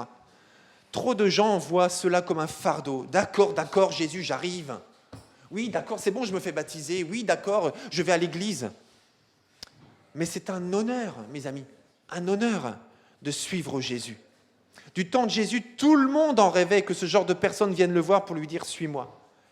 Et là, on a des gens qui ne sont pas à la hauteur de l'appel de Jésus. Et à eux, Jésus dit « suis-moi ». Alors on ne peut qu'être honoré, se sentir privilégié en disant « Seigneur, tu m'as choisi. Tu m'as choisi ». Est-ce qu'on peut se mettre debout, s'il vous plaît ? Et si vous êtes chez vous, si vous voulez vous mettre debout ou à genoux, quelle que soit la position que vous voulez. Père éternel, c'est vraiment incroyable. Je te remercie parce que c'est vraiment de toi dont il est question. C'est vrai que parfois entre nous, il peut y avoir entre chrétiens des tensions, des disputes, des rivalités, des jalousies, etc. C'est vraiment pas ce que tu veux. L'apôtre Paul l'a condamné clairement et sans équivoque à plusieurs reprises.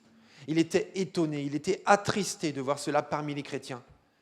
Parce qu'il nous arrive parfois de perdre de vue que la foi chrétienne, c'est à propos de toi. C'est toi le cœur, c'est toi le centre, c'est toi l'origine.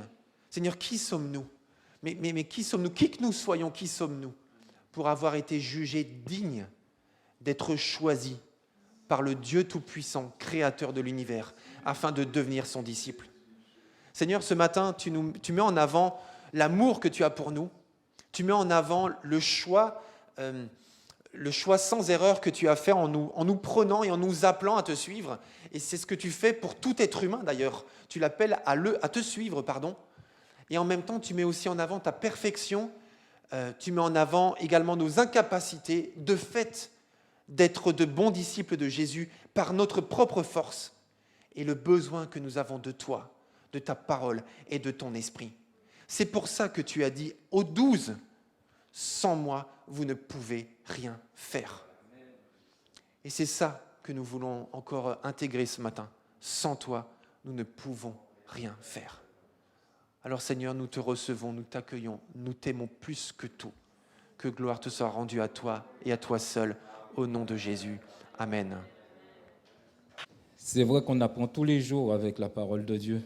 Et c'est vrai, comme ça me fait penser, on l'a vu dernièrement, c'est comme les disciples sur le chemin d'Emmaüs. Nos yeux s'ouvrent à la lecture de la parole avec toutes ces explications. C'est vrai, on ne comprenait pas pourquoi Jésus disait à certains, viens et suis-moi. Et ils venaient, mais maintenant, ça semble plus logique et beaucoup plus simple. Franchement, ce matin, je suis scotché parce que c'est extraordinaire. Franchement, avec toute cette lecture, on comprend pas mal de contexte maintenant dans la Bible. Et c'est vrai, c'est vraiment une nourriture, comme le Seigneur nous dit, c'est vraiment une nourriture pour nous. Et ce matin, pour introduire la Sainte Seine, il y a le verset Exode 20, 1-3 qui nous dit « Je suis l'Éternel ton Dieu, qui t'ai fait sortir du pays d'Égypte, de la maison de servitude. Tu n'auras pas d'autre Dieu devant ma face. » Dans le psaume 96, verset 5 nous dit « Car tous les dieux des peuples sont des idoles, mais l'Éternel a fait les cieux. » Tout cela fait penser que Moïse, au moment où Dieu donnait ses commandements à Moïse sur la montagne, en bas dans la plaine, le peuple façonnait une idole, un veau d'or, image d'un dieu égyptien pour l'adorer. Pour nous aujourd'hui, le symbolisme est simple. L'Égypte, c'est le monde qui nous oppresse par sa dureté, nous séduit par ses convoitises, nous lie par ses idoles, nous détruit par ses addictions. Le pharaon, c'est le diable, le prince de ce monde. Dieu est intervenu pour nous ouvrir un chemin de délivrance bien plus merveilleux encore que celui d'autrefois. C'est pour ça, dans Hébreux 9, versets 11 à 12, il nous dit « Mais Christ est venu comme souverain sacrificateur des biens à venir. Il a traversé le tabernacle plus grand et plus parfait qui n'est pas construit de main d'homme, c'est-à-dire qui n'est pas de cette création. Il est entré une fois dans le lieu très saint, non avec le sang des boucs et des veaux, mais avec son propre sang, ayant obtenu une rédemption éternelle. » Donc ce matin, si tu reconnais Jésus comme ton sauveur et que c'est lui seul que tu adores, je t'invite à participer à la Sainte Seine ce matin. C'est vrai, Jésus a donné sa vie pour nous, ne l'oublions pas. Il a traversé un tabernacle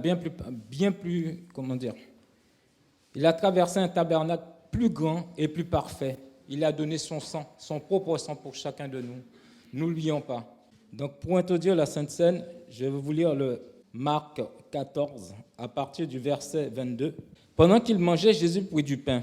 Et après avoir rendu grâce, il le rompit et la leur donna en disant « Prenez, ceci est mon corps. » Ensuite, il nous est dit, il prit une coupe et après avoir rendu grâce, il la leur donna et ils en burent tous. Il nous est dit toutes les fois que vous mangez ce pain et que vous buvez ce vin, vous annoncez la mort du Seigneur jusqu'à ce qu'il vienne. Alors ce matin, si vous êtes chez vous, alors prenez ce pain et prenez ce vin qui nous rappelle la mort et la résurrection du Seigneur. Si vous souhaitez prier pendant ce temps de Sainte Seine, chez vous à la maison, n'hésitez pas à le faire en activant votre micro, vous connaissez la procédure. Et c'est le moment aussi pour vous de prendre du pain, de prendre du jus de raisin ou du vin et de participer avec nous au repas du Seigneur. Seigneur, merci parce que non seulement parce que tu nous fais la grâce de nous appeler à être ton disciple, mais aussi tu es un rabbin, Seigneur, qui s'est sacrifié, qui t'a offert ton propre corps, Seigneur, pour nous sauver. Alors merci pour la grâce que tu nous fais ce matin de pouvoir encore nous réunir, Seigneur, que ce soit à distance ou sur place, pour nous souvenir, Seigneur, de toi jusqu'à ce que tu viennes, Seigneur. Alors merci pour ce repas, merci pour ton corps, merci pour ton sang, et merci encore, Seigneur, de nous faire grâce. Amen. Seigneur, quel privilège d'avoir été choisi par toi, Seigneur. Et béni soit ton nom, Seigneur, parce que il est bon de savoir, Seigneur, que tu nous guides dans le bon chemin. Amen. Alléluia, Dieu Saint. Tu as parlé, Seigneur Dieu Saint. Tu as parlé à nos cœurs, tu as parlé à nos âmes. Je te bénis, Seigneur mon Dieu, pour cette parole reçue ce matin. Merci, divin Papa. Seigneur, merci, parce que tu nous as dit, alors que nous ne sommes pas dignes, nous n'avons pas fait des écoles extraordinaires, Dieu Saint puissant. Tu nous as dit, suis-moi. Et nous t'avons dit oui. Nous t'avons dit oui dans notre condition, Seigneur Dieu vivant. Et je te remercie pour ton amour, ta grâce. Tu es, Seigneur, c'est vrai comme ça a été dit, quelqu'un qui inclut, qui reçoit, qui accueille, Seigneur Dieu Tout-Puissant. Tu n'exclus pas, au contraire, Dieu Saint. Tu accueilles, merci pour tes bras ouverts et ton amour. Merci pour ton plan d'amour, Père Saint, parce que tu es en accord avec le Christ, avec Jésus. Merci, Saint-Esprit, de nous révéler, de nous remontrer ces choses, de nous montrer, de nous révéler ces choses, Seigneur mon Dieu Saint, parce que nous sommes beaucoup à avoir appris ces choses ce matin. Vraiment, merci pour ta grâce. On va prendre encore un chant pour adorer notre Dieu, pour le bénir. Ce chant qui dit « Abba, Père », parce qu'il révèle l'amour de Dieu. Alléluia. Si vous voulez bien, on va se lever, même vous qui êtes chez vous, si vous voulez bien vous lever, si votre santé vous le permet. Alléluia.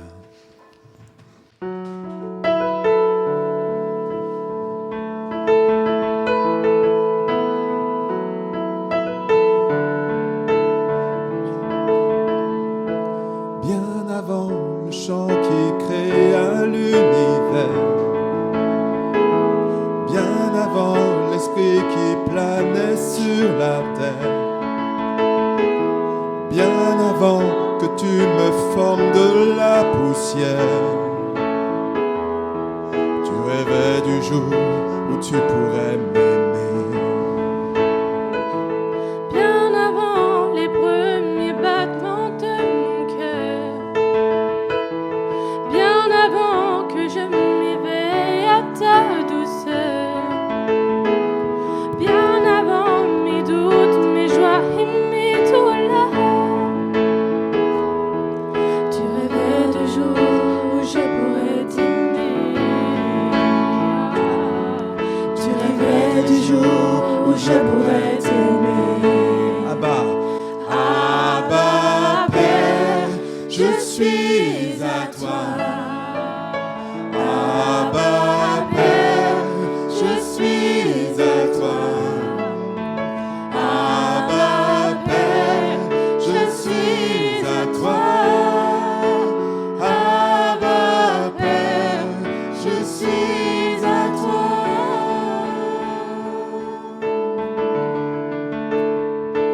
Bien avant que Jésus marche sur la terre, bien avant le Fils qui nous montre le Père, bien avant que les cieux sur moi soient ouverts,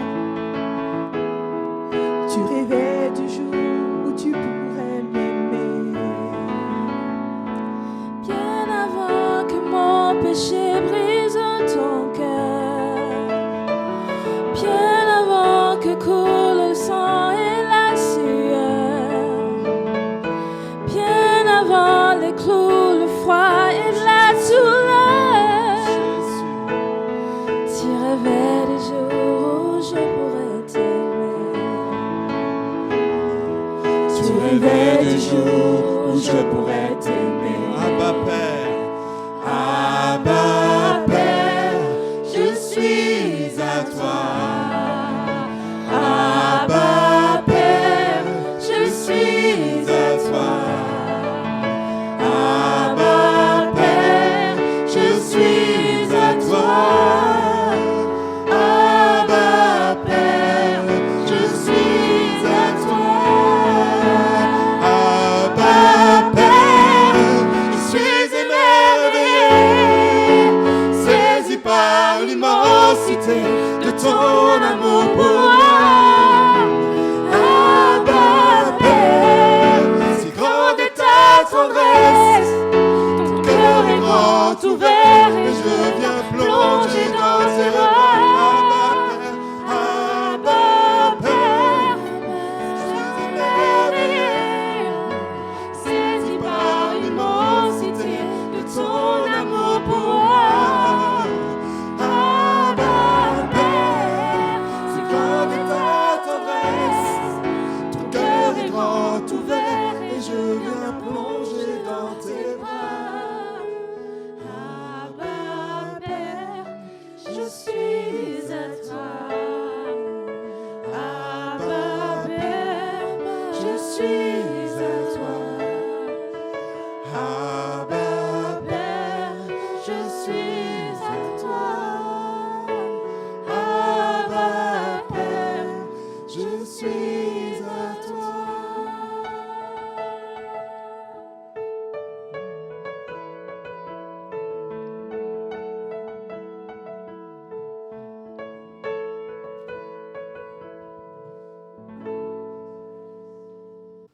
Je suis vraiment touchée. C'est ça la force de Dieu, hein, de nous toucher même sur des choses qu'on semble acquises, qu'on semble connaître ou savoir. Il nous surprend toujours et waouh, super. Dieu nous a choisis. Il nous a choisis, quel que soit là nous venions, notre histoire, notre passé.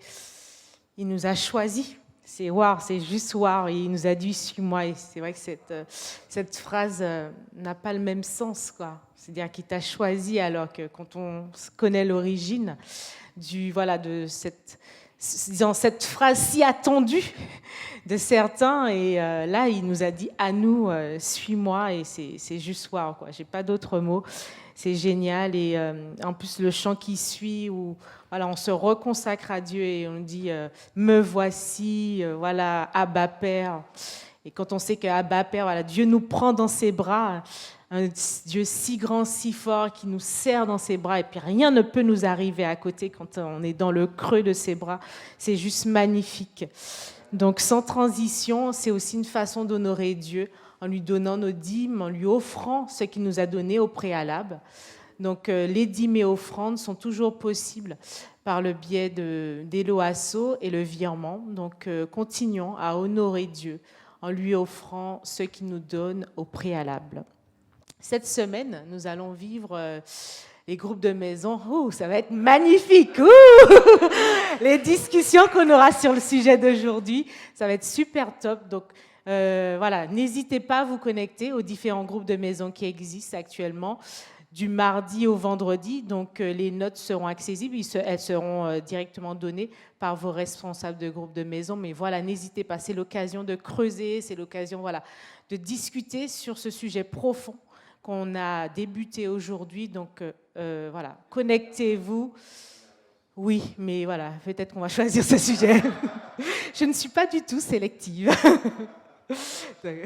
Voilà, chacun est libre, bien sûr, hein, comme d'habitude. On vous donne la possibilité du dimanche ou du dimanche précédent. Donc, vous aurez la possibilité de creuser la prédication. Donc, n'hésitez pas à vous connecter sur vos groupes de maison. Donc, dimanche, comme Philippe l'a dit, nous aurons le pasteur David Ridel qui sera présent, non, peut-être pas, non, pas du tout, qui sera connecté avec nous. Donc, dimanche 29 novembre. Donc, la thématique sera « Faire toujours plus de progrès ». Je ne vois pas bien l'écran. Et 1 Thessaloniciens 4, les versets 1 à 12. « Faire toujours plus de progrès ». Oui, j'ai oublié. À 14h, donc à l'issue du culte, nous aurons notre rencontre de responsables de service. Est-ce que j'ai un visuel ou pas ? Oui. Donc, Nadège a envoyé, oui, il me semble. Donc, nous aurons notre rencontre de responsables de service par Zoom. Donc, du coup, vous avez reçu le numéro de réunion que Nadège a envoyé aussi ce matin. Donc, vous pouvez l'avoir accessible. Dimanche 29, oui. À 14h, donc à l'issue du culte, nous aurons notre réunion de responsables de service. Donc, prions pour remettre le reste de cette journée et la semaine qui va suivre. Merci Seigneur, c'est vrai que tout a été dit. Tu nous aimes tellement que tu nous as choisis. Tu nous donnes le privilège d'être appelés enfants de Dieu, d'être disciples du roi des rois. Merci parce que tu es merveilleux en toutes choses. Tout ce que tu fais est bon, tout ce que tu fais est juste, tout ce que tu fais est équitable. Et c'est vrai que j'ai aimé, j'ai apprécié de savoir que tu bouleverses les conventions. Tu es un Dieu hors norme. Tu ne fais jamais les choses comme on les attend. Tu ne fais jamais les choses comme on pense. Tu fais les choses différemment. Et tu es énorme dans ce que tu fais. Tu es énorme dans ce que tu décides. Tu es énorme dans ton amour. Tu es énorme dans ta personnalité, dans ta présence. Et dans tout ça, tu es notre Dieu. Alors, qu'est-ce qu'on peut espérer de plus qu'être tes enfants, qu'être tes disciples, qu'être tes servantes et tes serviteurs? Rien d'autre, parce que tu es au-dessus de tout. Et c'est vrai que les conventions nous limitent, mais ta bonté nous délimite. nous permet de faire l'impossible. Alors c'est ce Dieu que je veux adorer, c'est ce Dieu que je veux exalter et c'est ce Dieu que je veux suivre. Je te remets tout le long de cette semaine, tout ce que tu nous vas nous permettre de faire, de réaliser, toutes ces rencontres que tu vas nous permettre de vivre, qu'elles soient pour ta gloire, parce que tu vas faire des choses encore extraordinaires. Et tu es ce Dieu de miracles. Donc nous allons vivre et nous allons faire des miracles tout au long de cette semaine. Alors je t'adore, je te glorifie, je t'exalte, je te soumets toutes choses. Nous te soumettons nos vies parce que nous avons besoin de toi. Chaque seconde de notre vie, nous avons besoin de toi. À toi toute la gloire et l'honneur, en ton nom. Amen. Je vous souhaite une bonne journée, une bonne semaine. Soyez bénis. Oui, je crois à la vie éternelle. Je crois que d'une vierge il est né. Je crois à la communion des saints et en ta sainte Église. Oui, je crois à la résurrection quand Jésus reviendra. Car oui, je crois